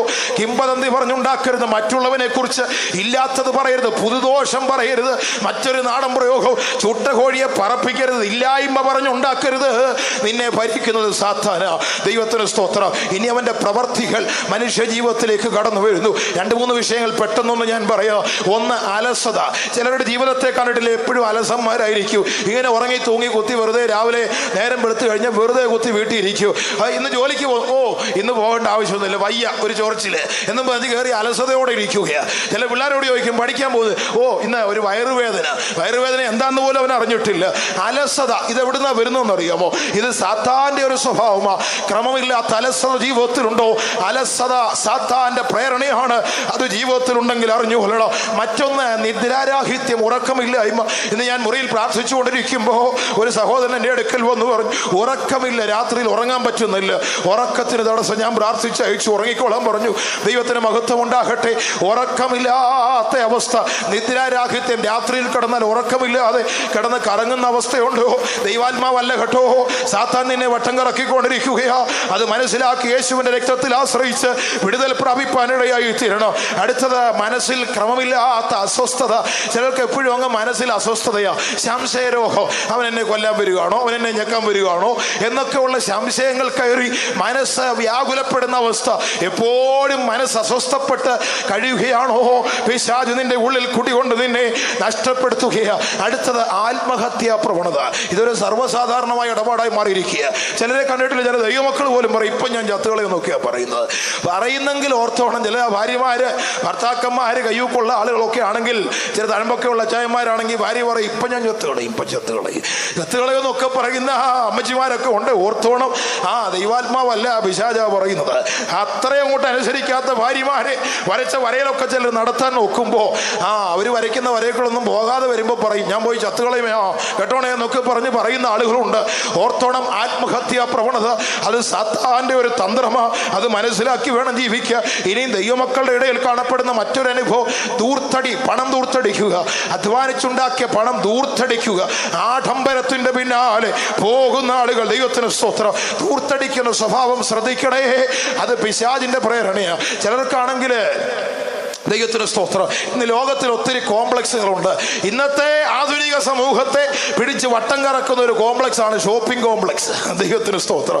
ഒത്തിരി കോംപ്ലക്സുകളുടെ കൂട്ടത്തിൽ ഉള്ളൊരിടപാടാണ് ഷോപ്പിംഗ് കോംപ്ലക്സ്. രാവിലെ ആകുമ്പോൾ ഒരു സഞ്ചി എടുത്ത് കക്ഷത്തിൽ വെച്ചുകൊണ്ട് അങ്ങ് പോവുക. ഉള്ള കടയെല്ലാം കയറി ഇറങ്ങി, ഉള്ള ടെക്സ്റ്റൈൽസുകൾ മുഴുവൻ കയറി ഇറങ്ങി, തുണികളും വാരി കൂട്ടി പണം ദൂർത്തടിക്കുന്ന സ്വഭാവമുണ്ടോ? അച്ഛാ, അത് പിശാചിന്റെ സ്വഭാവം. അത് വിട്ടുകളയണം. പണം ദൂർത്തടിക്കുക, അങ്ങനെയുള്ള സ്വഭാവം സാത്താനിൽ നിന്ന് വരുന്നത്. അടുത്ത മറ്റൊരു അനുഭവം ഭാഷന്റെ ഭ്രമം. ഭാഷൻ ഇന്ന് പെന്തിക്കോസ് ലോകം പോലും ഭാഷനിലേക്ക് വീണുകൊണ്ടിരിക്കുകയാണ്. എന്തെല്ലാം സംവിധാനങ്ങൾ, എന്തെല്ലാം ഇടപാടുകൾ ചെയ്യുന്നു. ഓർത്തുകൊള്ളണമേ പെന്തിക്കോസ് ലോകമേ, രക്ഷിക്കപ്പെട്ട ദൈവജനമേ, ഭാഷന്റെ ഭ്രമം നിന്നെ വേട്ടയാടുന്നെങ്കിൽ നീ അറിയണം അത് ദൈവികമല്ല, അത് സാത്താന്യ. ദൈവത്തിന് സ്തോത്രം. ഇന്ന് ഭാഷന് വേണ്ടി എന്തെല്ലാം ചെയ്യുന്നെന്ന് അറിയാമോ? പല്ലുപോയി കുഴിഞ്ഞ പഴയ കുഴിയൊക്കെ പൗഡർ ഇട്ട് അടച്ചെടുത്ത് മേക്കപ്പ് ഒക്കെ ചെയ്ത് കുഴപ്പമില്ല എന്നും പറഞ്ഞുകൊണ്ട് 57 വയസ്സുണ്ടെങ്കിൽ 26 ഉള്ളെന്നൊക്കെ കാണിക്കാൻ സംവിധാനങ്ങൾ ലോകത്തിലുണ്ട്. ഭാഷന്റെ പിന്നാലെ പോകരുത്. ചിലരാണെങ്കിൽ മറ്റൊരു വിധത്തിലാ.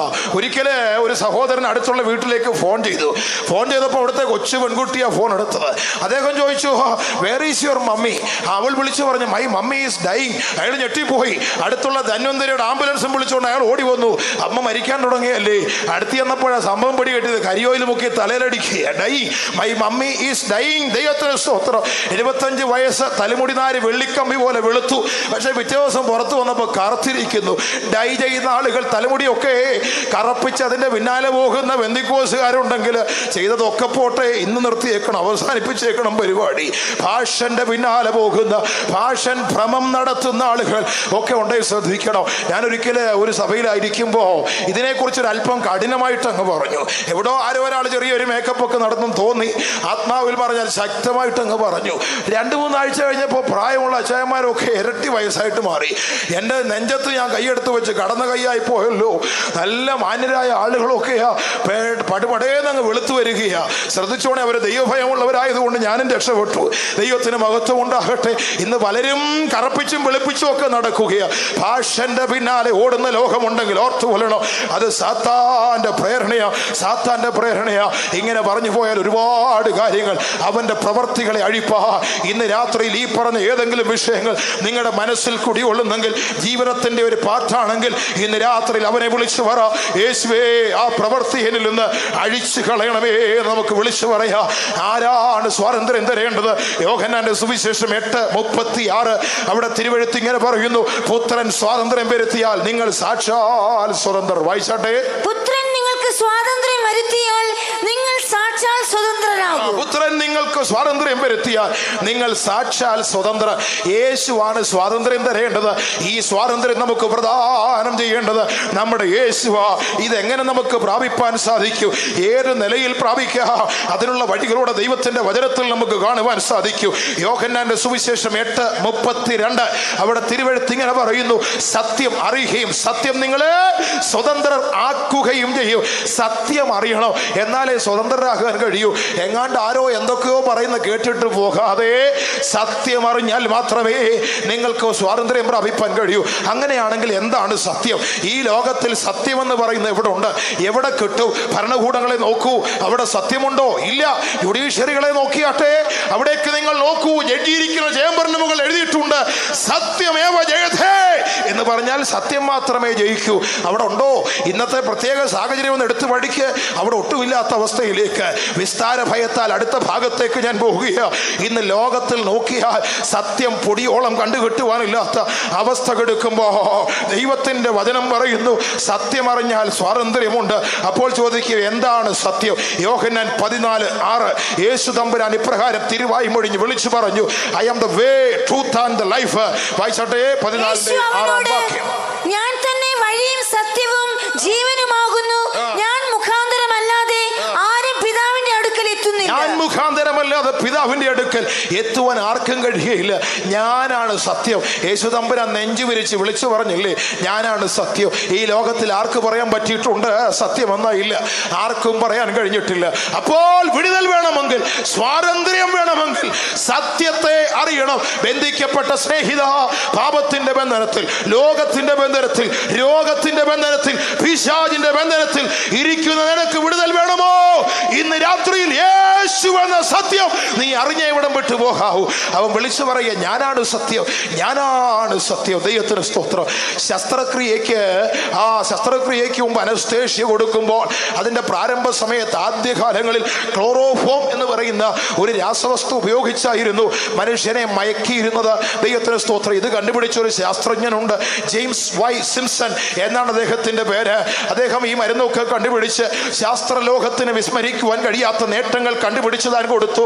തന്റെ മരണക്കിടക്കയിൽ താൻ ബലഹീനനായി പ്രാണൻ മാറ്റപ്പെടുവാൻ തുടങ്ങുമ്പോൾ ഒരിക്കൽ ഒരാൾ വന്നിട്ട് തന്റെ ജീവിതത്തിൽ ഒരു ചോദ്യം ചോദിച്ചു. അങ്ങയുടെ ജീവിതത്തിൽ ഏറ്റവും വലിയ കണ്ടുപിടുത്തം ഏതാണെന്നൊരു ചോദ്യം അദ്ദേഹത്തോട് ചോദിപ്പാനിടയായി. എന്താണ് അങ്ങയുടെ ജീവിതത്തിലെ ഏറ്റവും വലിയ കണ്ടുപിടുത്തം?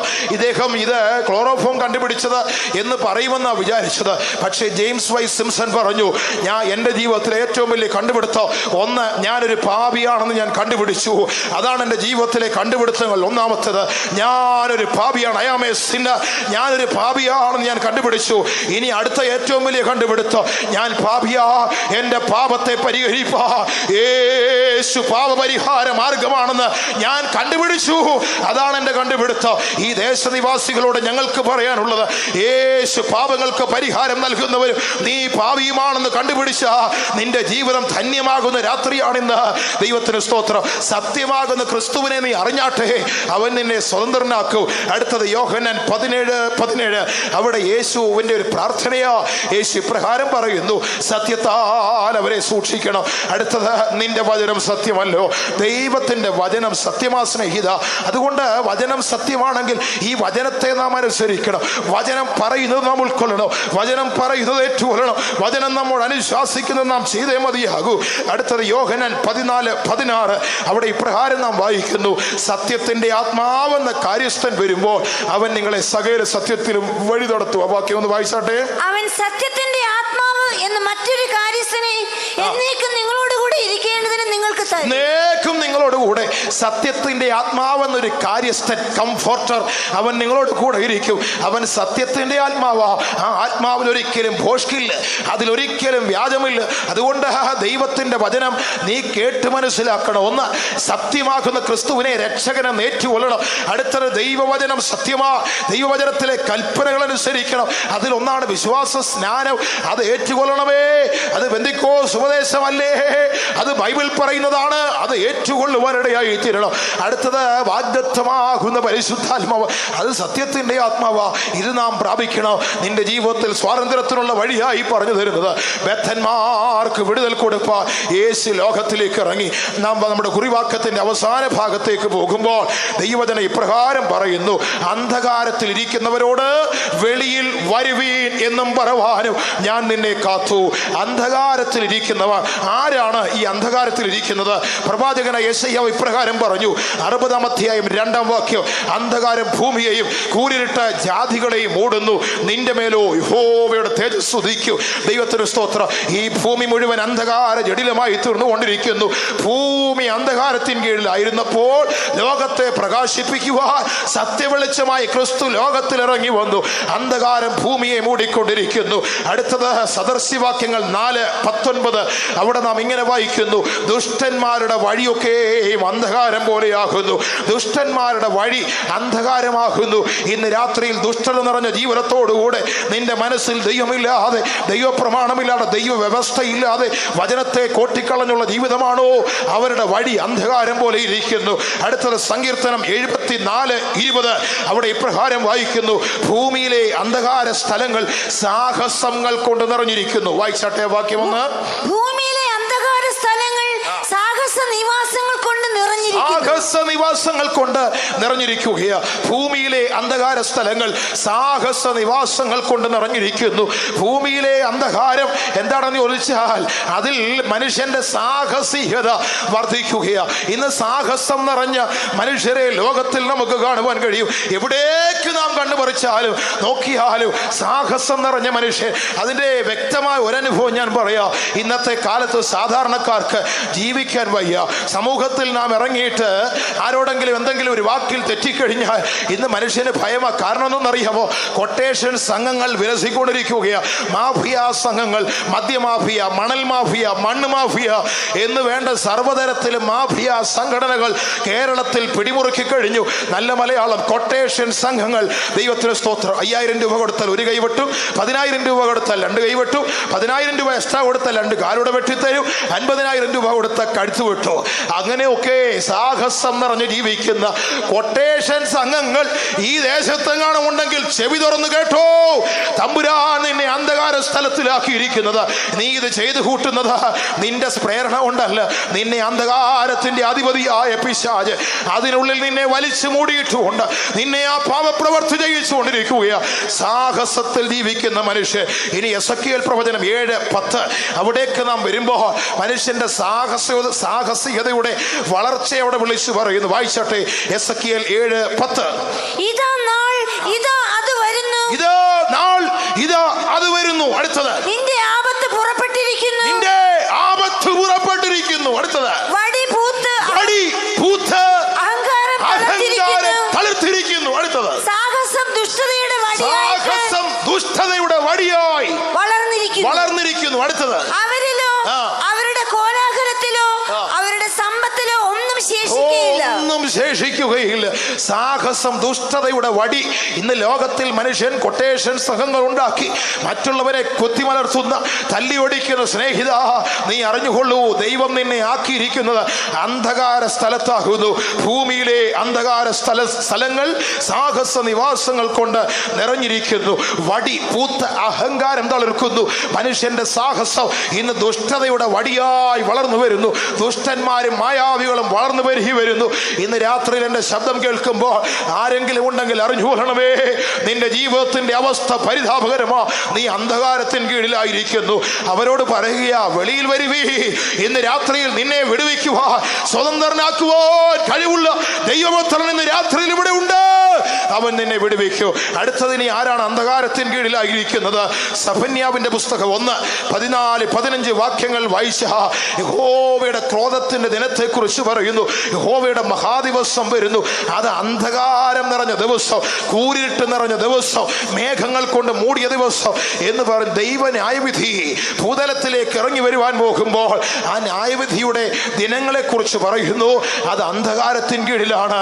അന്ധകാരം നിറഞ്ഞ ദിവസമാ. സ്നേഹിത, വചനമനുസരിക്കാതെ മുൻപോട്ട് പോയ ഇന്ന് രാത്രിയിൽ ഞങ്ങൾ വിളിച്ചു പറഞ്ഞ വചനത്തിന്റെ സത്യത്തെ ഉൾക്കൊള്ളാതെ നീ മുൻപോട്ട് പോയ ഭയാനകമായ ഒരു ന്യായവിധി ആസന്നമായി മുൻപിൽ നിൽക്കുകയാ.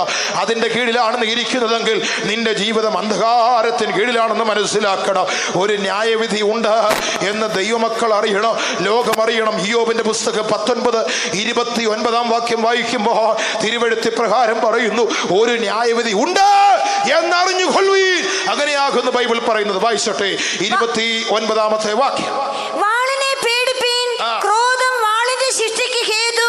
ഒരു ന്യായവിധി ഉണ്ടെന്ന് അറിഞ്ഞുകൊള്ളി. ഭൂലോകത്തിൽ ഒരു ന്യായവിധി ഉണ്ട് എന്ന് സകലരും അറിഞ്ഞുകൊള്ളണം. ഈ ന്യായവിധിയുടെ ദിവസം ഭയാനകമാണ്. ദൈവത്തിന് സ്തോത്രം, ഭയാനകമാണ്. ഇതിന് തമ്പുരാൻ ഒരു ദിവസം, ന്യായവിധിയുടെ ദിവസം, ജഡ്ജ്മെന്റ് ഡേ എന്ന് പറയുന്ന ഒരു ദിവസം ദൈവം ഒരുക്കിയിട്ടുണ്ട്. അപ്പോസ്തല പ്രവൃത്തി 17:31 അവിടെ ഇപ്രകാരം തിരുവെഴുത്ത് പറയുന്നു, അവൻ ന്യായവിധിക്കായിട്ടൊരു ദിവസം ഒരുക്കിയിരിക്കുന്നു. അതിന്റെ കീഴിലാണോ നീ? അന്ധകാരത്തിന് കീഴിലിരിക്കുകയാ. ഇനി അടുത്തതായി 1 ദിനവൃത്താന്തം 16:14 വാക്യം വായിക്കുമ്പോൾ ഇത് എവിടെയാണ് വരുന്നത്? സർവ്വഭൂമിയിലുമുണ്ട് ന്യായവിധി. ഏതെങ്കിലും ഒരു കോണിലല്ല കേട്ടോ. തമിഴ്നാട്ടിൽ മാത്രമല്ല, ആന്ധ്രയിൽ മാത്രമല്ല, കേരളത്തിലുമുണ്ട്. ഈ ഗ്രാമപ്രദേശമായ ഏനാത്തിന്റെ ഈ പരിസര പ്രദേശങ്ങളിലൊക്കെ ഉണ്ട് ന്യായവിധി. അതുകൊണ്ട് അറിഞ്ഞുകൊള്ളണം, ഒരു ന്യായവിധി ഭൂമിയിലേക്ക് വരുവാനുണ്ട്. ഈ ന്യായവിധിക്ക് അവനൊരു സിംഹാസനം ഒരുക്കിയിരിക്കുന്നു. സങ്കീർത്തനം 9:7 അവിടെ ഇപ്രകാരം വായിക്കുന്നു. സമയമില്ലാത്തത് കൊണ്ടാണ് വാക്യങ്ങൾ ഞാൻ പറഞ്ഞു പോകുന്നത്. 9-ാം സങ്കീർത്തനം 7-ാം വാക്യം പെട്ടെന്നൊന്ന് വായിച്ചട്ടെ. വാക്യം, എന്നാൽ യഹോവ എന്നേക്കും വാഴുന്നു, ന്യായവിധിക്ക് അവൻ സിംഹാസനം ഒരുക്കി ഒരുക്കിയിരിക്കുന്നു. ഈ ചിത്രം കാണണമെങ്കിൽ വെളിപ്പാട് പുസ്തകം 20-ാം അധ്യായത്തിലേക്ക് വേണം. യോഹന്നാൻ അപ്പോസ്തലൻ പത്മോസിൽ ഇരുന്ന് ആത്മവിവശതയിലായപ്പോൾ അവൻ വലിയൊരു വെള്ള സിംഹാസനം കണ്ടു. അതിന്മേലൊരുവൻ ഇരിക്കുന്നു, സത്യവാൻ എന്ന് പേരുള്ള ഒരുവൻ ഇരിക്കുന്നു. അവന്റെ മുമ്പിൽ നിന്ന് ഭൂമി ഓടിപ്പോയി, ആകാശം ഓടിപ്പോയി. അവന്റെ മുമ്പിൽ പുസ്തകങ്ങൾ തുറന്നു. ജീവന്റെ പുസ്തകം എന്ന മറ്റൊരു പുസ്തകം തുറന്നു. പുസ്തകങ്ങൾ എഴുതിയിരുന്നതിനൊത്തവണ്ണം മനുഷ്യർക്ക് അവരുടെ പ്രവർത്തികൾക്കേറ്റ് ന്യായവിധി ഉണ്ടായി. ആ ബാലവൃദ്ധം മനുഷ്യർ ആ ബാലവൃദ്ധവന്റെ മുൻപിൽ വന്ന് നിന്നു. ഒരു സിംഹാസനം ഒരുക്കുന്നു. എന്തിനൊക്കെയാണ് ന്യായവിധി? പെട്ടെന്ന് പറഞ്ഞു പോകാം. 1, വാക്കുകൾക്ക് ന്യായവിധിയുണ്ട്. 2, പ്രവർത്തികൾക്ക് ന്യായവിധിയുണ്ട്. അടുത്തത് രഹസ്യങ്ങൾക്ക്. ജീവിതത്തിലെ സകല രഹസ്യങ്ങളെയും അവൻ ന്യായം വിധിക്കുന്ന ദൈവമാ. നിന്റെ പ്രവർത്തികളെ അവൻ ന്യായം വിധിക്കും, നിന്റെ വാക്കുകളെ അവൻ ന്യായം വിധിക്കുവാനിടയായി തീരും. ആകയാൽ ഈ ന്യായവിധി അന്ധകാരത്തിലേക്ക് പോയിക്കൊണ്ടിരിക്കുകയാ. വല്ലാത്ത കാലം മുൻപോട്ട് കടന്നു വരുന്നു. പ്രിയ ദൈവമക്കളെ, നാം അറിഞ്ഞു കൊള്ളണം, ഈ ന്യായവിധിയുടെ മുൻപാകെ ആർക്ക് നിൽക്കാൻ കഴിയും? അന്ന് വീരന്മാരൊക്കെ കുനിയും, ബലവാന്മാർ വീണു പോകുവാനിടയാകും. സഫന്യാവിന്റെ പുസ്തകം 1-ാം അധ്യായം 14-15 വാക്യങ്ങൾ വായിച്ച യഹോവയുടെ ക്രോധകലശം ഭൂതലത്തിൽ പകരുമ്പോൾ ആർക്കവിടെ നിലനിൽപ്പാൻ കഴിയും? ഒന്ന് വായിച്ചു നോക്കിയാട്ടെ ആ വാക്യങ്ങൾ കൂടെ. യഹോവയുടെ മഹാദിവസം അടുത്തിരിക്കുന്നു, അത് അടുത്ത് അത്യന്തം ബന്ധപ്പെട്ട് വരുന്നു. അടുത്തത് കേട്ടോ, യഹോവയുടെ ദിവസം, കേട്ടോ, യഹോവയുടെ ദിവസം വരുന്നു. വീരൻ അവിടെ കഠിനമായി നിലവിളിക്കുന്നു. ആരാ വീരൻ അവിടെ കഠിനമായി നിലവിളിക്കുന്നു. ആരാ നിലവിളിക്കുന്നത് അറിയാം? വീരന്മാർ. ഇന്ന് നെഞ്ചൊക്കെ വിരിച്ച് നടക്കുന്ന പലരും അന്ന് നിലവിളിക്കാൻ പോകുക. ബലവാന്മാരൊക്കെ കുനിയും. ദൈവത്തിന് സ്തോത്രം. വീരന്മാരൊക്കെ നിലവിളിക്കാൻ പോകുക. ഇന്ന് വീരന്മാരെന്നൊക്കെ പറഞ്ഞ് നടക്കുന്നവരൊക്കെ യഹോവയുടെ ക്രോധ ദിവസത്തിങ്കൽ ന്യായവിധിയുടെ ദിനത്തിൽ നിലവിളിക്കാൻ പോകുന്ന സമയം അവനൊരു സിംഹാസനം ഒരുക്കിയിരിക്കുന്നു, ഒരു ദിവസം ഒരുക്കിയിരിക്കുന്നു. ഇന്ന് രാത്രിയിൽ ശ്രദ്ധിക്കണം, ഇന്ന് രാത്രിയിൽ ചിന്തിക്കണം. ഈ ന്യായവിധിക്ക് യോഗ്യനായിട്ടുള്ള ജീവിതമാണോ വേദപുസ്തകം നിന്നെ കൊണ്ടിരുത്തിയിരിക്കുന്നത്? അന്ധകാരത്തിന് കീഴിലാണ് മശിഹാ തമ്പുരാൻ ലോകത്തിലേക്ക് വന്നത്. അന്ധകാരത്തിൽ ഇരിക്കുന്നവരോട് വെളിയിൽ വരുവീൻ എന്ന് വിളിച്ചു പറയുക അവൻ ഇറങ്ങി വന്നിരിക്കുന്നു. ഇന്ന് രാത്രിയിൽ ന്യായവിധിയുടെ ബന്ധനത്തിന് കീഴിൽ കഠിനമായ ശിക്ഷാവിധിക്ക് പാത്രീഭൂതനാകുക. നീ നിന്റെ ജീവിതം മുൻപോട്ട് നയിക്കുമ്പോൾ സ്നേഹവാനായ ക്രിസ്തു നിന്നെ വിളിക്കുന്നു. എന്താണ് വിടുതലിനുള്ള മാർഗമെന്നറിയാമോ? യോഹന്നാൻ 3:18 അവിടെ തിരുവെഴുത്തിങ്ങനെ പറയുന്നു, വിശ്വസിക്കുന്നവന് ന്യായവിധിയില്ല. യേശുവിൽ വിശ്വസിക്കുന്നവൻ ന്യായവിധിയില്ല. പെട്ടെന്ന് വായിക്കാം. അവനിൽ വിശ്വസിക്കുന്നവന് ന്യായവിധിയില്ല. അവനിൽ വിശ്വസിക്കുന്നവന് ന്യായവിധിയില്ല. വിശ്വസിക്കാത്തവന് ദൈവത്തിന്റെ ഏകജാതനായ പുത്രന്റെ നാമത്തിൽ വിശ്വസിക്കായികയാൽ ന്യായവിധി വന്നു കഴിഞ്ഞു. ദൈവത്തിന് മഹത്വം ഉണ്ടാകട്ടെ. അവനിൽ വിശ്വസിക്കുന്നവന് ന്യായവിധിയില്ല. ഈ ന്യായവിധിക്ക് വേണ്ടി ആ അന്ധകാരത്തിൻ കീഴിൽ സൂക്ഷിക്കപ്പെട്ടിരിക്കുന്ന അവസ്ഥയാണെങ്കിൽ മടങ്ങി വരൂ. യേശു നിങ്ങളെ വിളിക്കുകയാ. അന്ധകാരത്തിൽ ഇരിക്കുന്നവരെ, സാഹസത്തിൽ ജീവിക്കുന്നവരെ, വടി പൂത്ത അഹങ്കാരം തളർത്ത് സാഹസം മനുഷ്യന്റെ ദുഷ്ടതയുടെ വടിയായി തെളിഞ്ഞു വരുമ്പോ ഇന്ന് രാത്രിയിൽ യേശു വിളിക്കുന്നു. അവനിൽ വിശ്വസിച്ചാൽ ന്യായവിധിയില്ല. റോമാലേഖനം 8:1 അവിടെ ഇപ്രകാരം വായിക്കുന്നു, പുത്രനിൽ വിശ്വസിക്കുന്നവർക്ക്, ക്രിസ്തുയേശുവിലുള്ളവർക്ക് ഒരു ശിക്ഷാവിധിയുമില്ല. വിടുതലിനുള്ള മാർഗം ഒന്നേ ഉള്ളേ, ഒന്നേകാലില്ല. ഒരു മാർഗം, ഒരേ ഒരു മാർഗം. അത് നസ്രയനായ ക്രിസ്തു. അവനത് തുറന്നത് കാൽവറിയിലാ. ഇന്ന് രാത്രിയിൽ അവനെ ഏറ്റുകൊള്ളാമോ? അവനെ ഉൾക്കൊള്ളാമോ? അന്ധകാരത്തിൽ ഇരിക്കുന്ന സ്നേഹിത, യേശു നിന്നോട് ഇന്ന് രാത്രിയിൽ പറയുന്നു, വെളിയിൽ വരുവീൻ, വെളിയിൽ വരുവീൻ, പുറത്തേക്ക് വരുവീ. അവൻ നിന്നെ വിടുവിപ്പാൻ, സ്വതന്ത്രനാക്കുവാൻ ആഗ്രഹിക്കുന്നു. മഹത്വത്തിൽ കർത്താവ് വെളിപ്പെടാറായി, ന്യായവിധി ഭൂമിമേൽ പതിക്കപ്പെടാറായി. യേശുവിന്റെ വരവ് ആസന്നമായിരിക്കുന്നു. ലോകത്തിന്റെ സംഭവം അതിനെ വിളിച്ചറിയിക്കുന്നു. ഇന്ന് രാത്രിയിൽ വചനം കേട്ട സ്നേഹിത, ഒരു നിമിഷം ചിന്തിക്കൂ. വചനത്തിന്റെ മുൻപാകെ സമർപ്പിക്കാമോ? നാളത്തെ ദിനം നിന്റേതല്ല, അടുത്ത നിമിഷം നിന്റേതല്ല. മരണം എപ്പോൾ വേണമെങ്കിലും നമ്മെ വന്ന് വിളിക്കാം, ഏത് സമയം വേണമെങ്കിലും നമ്മെ വന്ന് വിളിക്കാം. ഞാൻ ഇതിനു മുമ്പ് ഇരുന്ന വിശ്വാസ ഭവനത്തില് വീടിന്റെ മുകളിൽ സ്റ്റീൽ ഡ്രസ് ചെയ്യുവാനായിട്ട് അജി എന്ന് പറയുന്ന ഒരു ഹൈന്ദവ സഹോദരനെ ഞാൻ വിളിച്ചേൽപ്പിച്ചു. നല്ലൊരു മാന്യനായ പണിക്കാരൻ. അദ്ദേഹം വന്ന പണിയൊക്കെ തീർത്തു. പണി നടക്കുന്നതിനിടയിൽ 3 പ്രാവശ്യം ഞാൻ തന്നെ റൂമിൽ പണം കൊടുക്കുവാൻ വിളിച്ചുകൊണ്ടുപോയി. 3 പ്രാവശ്യം അദ്ദേഹത്തോട് ഞാൻ സുവിശേഷം പറഞ്ഞു. ഒരു 2 ആഴ്ച പണി കഴിഞ്ഞ് 2 ആഴ്ചയ്ക്ക് ശേഷം മറ്റൊരു പണിക്കായി ഞാൻ ഫോൺ ചെയ്തു. അദ്ദേഹത്തിന്റെ മൊബൈൽ ഫോണിലേക്ക് ഞാൻ ഫെയ്ത്തോമിൽ നിന്ന് വിളിക്കുമ്പോൾ ഒരു സ്ത്രീയുടെ ശബ്ദം ആ ഫോണിൽ കേട്ടു. അദ്ദേഹത്തിന്റെ ഭാര്യയായിരുന്നു അത്. ഞാൻ ചോദിച്ചു, അജി എന്ന ആളിന്റെ ഫോണല്ലേ, അദ്ദേഹം ഉണ്ടോ, ഒന്ന് കൊടുക്കാമോ? ഒരല്പസമയത്തെ മൗനം. ആ മൗനം ഭേദിച്ചുകൊണ്ട് നിന്നുകൊണ്ട് ആ സ്ത്രീ ശബ്ദം എന്നോട് ഇങ്ങനെ പറഞ്ഞു, സാറേ അറിഞ്ഞില്ലേ കാര്യം? ഞാൻ പറഞ്ഞില്ല, ഒന്നും അറിഞ്ഞില്ല. ചേട്ടൻ കഴിഞ്ഞ ആഴ്ച മരിച്ചുപോയി. ആരോഗ്യമുള്ള മനുഷ്യൻ, 46 വയസ്സ് പ്രായം. കഴിഞ്ഞ ആഴ്ച ചേട്ടൻ മരിച്ചു. ഞാൻ ഞെട്ടിപ്പോയി. ചില നിമിഷങ്ങൾ എനിക്ക് മിണ്ടാൻ കഴിഞ്ഞില്ല. പെട്ടെന്ന് എൻ്റെ ആത്മാവിനെ ധൈര്യപ്പെടുത്തി, നീ അതിൽ ദുഃഖിക്കേണ്ട കാര്യമില്ല, നീ അവനോട് പറയാനുള്ളത് പറഞ്ഞിട്ടുണ്ട്, ഏറ്റുകൊണ്ടെങ്കിൽ അവൻ സ്വർഗത്തിലാണ്. എനിക്ക് വലിയ സന്തോഷം തോന്നി. പറയുവാൻ അവസരം കിട്ടി. ഇന്ന് രാത്രിയിൽ സ്നേഹിത, അവസരം കിട്ടുമ്പോൾ അവസരം വിട്ടു നീ പോകരുത്. കഴിഞ്ഞ വർഷം ഞാൻ ആൽപ്പാറയിൽ കൺവെൻഷനായിട്ട് പോയി. വ്യാഴം വെള്ളി ദിവസങ്ങളിലെ മീറ്റിംഗ് കഴിഞ്ഞ് അന്ന് 2 ദിവസങ്ങളും മൈക്ക് ഓപ്പറേറ്റ് ചെയ്യുവാൻ വന്ന സഹോദരൻ, നല്ലൊരു സഹോദരനാണ്. നമ്മളോടൊക്കെ നല്ല കോപ്പറേറ്റ് ചെയ്യുന്ന ഒരാൾ. നമ്മൾ എന്ത് പറഞ്ഞാലും അതുപോലെ ചെയ്യും. ശനിയാഴ്ച രാവിലെ ഒരു ഞെട്ടിക്കുന്നവർ പറഞ്ഞു, ഈ സഹോദരൻ തന്റെ ഭാര്യയെ പള്ളിയിൽ കൊണ്ടാക്കുവാൻ ബൈക്ക് എടുത്തു കൊണ്ടുപോയി. ഒരു ലോറി വന്ന് ഇടിച്ചു, ക്ഷണത്തിൽ മരിച്ചുപോയി. എന്റെ ഹൃദയം വല്ലാതെ തകർന്നു. ആ 2 ദിവസങ്ങളിൽ രക്ഷയുടെ മാർഗമാ ഞാൻ ശക്തിയോടെ പറഞ്ഞത്. അദ്ദേഹം അത് കേട്ടു. ഇന്ന് രാത്രിയിൽ വചനം കേട്ട് പുറംകാലിന് അടിക്കല്ലേ, അതിന്റെ മുൻപാകെ പുറംതിരിയല്ലേ, നിന്റെ മുഖം മറച്ചു നീ പോകല്ലേ. നാളത്തെ ദിനം നിന്റേതല്ല. ലോകം അതിന്റെ അന്ത്യ സമയത്തെത്തി. ലോക സംഭവങ്ങൾ വിളിച്ചറിയിക്കുന്നു. ഭൂലോകം ഇങ്ങനെ നിൽക്കുകയില്ല. ലോകം അവിടെ ഇവിടങ്ങളിലായിട്ട് ഇളകുന്നു. യേശു തമ്പുരാന്റെ വരവിനെ വിളിച്ചറിയിക്കുന്നു. ഭൂലോകത്തിന്റെ ഒരു ഭാഗത്ത് തമ്പുരാൻ അഗ്നി കത്തിച്ചു കഴിഞ്ഞു, പലയിടവും ഇളകി മറിഞ്ഞുകൊണ്ടിരിക്കുന്നു. നാളത്തെ ദിനം നിന്റേതല്ല സ്നേഹിത. ഇന്ന് രാത്രിയിൽ ഹൃദയം യേശുവിന് കൊടുക്കൂ, അവനെ രക്ഷകനായി സ്വീകരിക്കൂ. നിന്റെ ഹൃദയത്തിന്റെ ഉള്ളിൽ കർത്താവിനെ സ്വീകരിച്ച് മടങ്ങിപ്പോകൂ. യേശു വരാറായി. കണ്ണുകളെ മുഴങ്കാലുകളെ മടക്കാം. ആത്മാവിൽ ദൈവസ്ഥലത്തിൽ എല്ലാവരും ഇരിക്കട്ടെ. ഇന്ന് രാത്രിയിൽ മടങ്ങിപ്പോകുമ്പോൾ ജീവൻ പ്രാപിച്ചവരായി മടങ്ങിപ്പോകണം. മുഴങ്കാലുകൾ മടക്കുവാൻ കഴിയുന്ന എല്ലാ ദൈവമക്കളും മുഴങ്കാലുകളെ മടക്കിയാട്ട് ആത്മാവിൽ ദൈവസ്ഥലത്തിൽ എല്ലാം ആയിരിക്കണം. ഇന്ന് രാത്രിയിൽ ഇവിടെ ആരും മൗനമായിരിക്കരുത്. ഒരു സ്പെഷ്യൽ ബ്ലെസ്സിങ്, ഒരു പ്രത്യേക അനുഗ്രഹം ഇന്ന് രാത്രിയിൽ യേശു നിങ്ങൾക്കായിട്ട് ഒരുക്കിയിട്ടുണ്ട്. അന്ധകാരത്തിലിരിക്കുന്നവരെ വെളിയിൽ വരുവേ, ബന്ധിക്കപ്പെട്ടവരെ പുറത്തേക്ക് പോകുവേ. ഇന്ന് രാത്രിയിൽ കെട്ടുകളെ അടിക്കുന്ന ഇതാ ഒരു ശബ്ദം നമ്മുടെ മധ്യത്തിൽ മുഴങ്ങുകയാണ്. എല്ലാ കണ്ണുകളും അടയട്ടെ. ഒരു നിമിഷം നമുക്ക് എല്ലാവർക്കും ഒന്ന് എഴുന്നേറ്റ് നിൽക്കാം.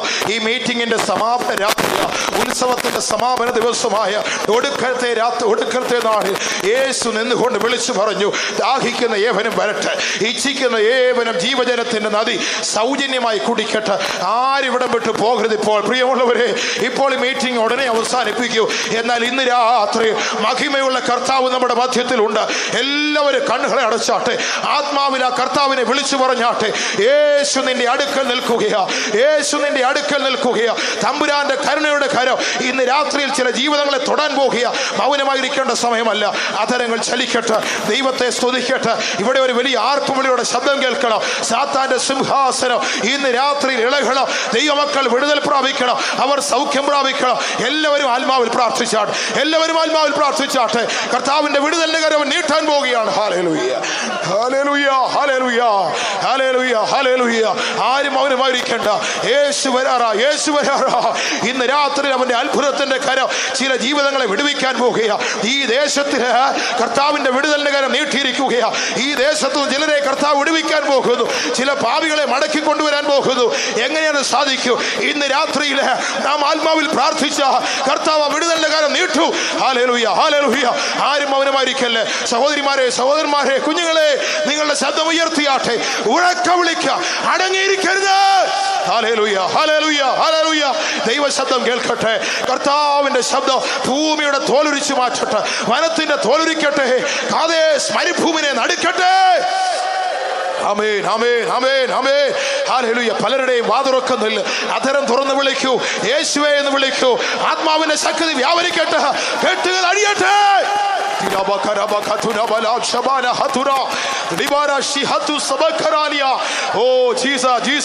ആത്മാവിന്റെ ശക്തി വ്യാപരിക്കണം. ഇവിടെ നിൽക്കുന്ന ഒരാൾ പോലും ദൈവ സാന്നിധ്യം അനുഭവിക്കാതെ പോകല്ല. നാളത്തെ ദിനം നിന്റേതല്ല. സാത്താൻ നിന്റെ മുൻപാകെ കെണി ഒരുക്കി വെച്ചിട്ടുണ്ട്. എന്നാൽ ഇന്ന് രാത്രി നീ ആത്മാവിൽ പ്രാർത്ഥിക്കൂ.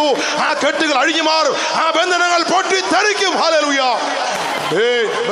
ഹല്ലേലൂയ, ആമേൻ, hallelujah. Hallelujah, hallelujah, hallelujah, hallelujah, hallelujah, hallelujah. അന്ധകാര ശക്തിയോട് എതിർത്തു നിന്നിടാം. അന്യമായതൊക്കെയും വെറുത്തിടാം. അന്ധകാര ശക്തിയോട് എതിർത്തു നിന്നിടാം. ഓ, അന്യമായതൊക്കെയും തിരിച്ചിടാം.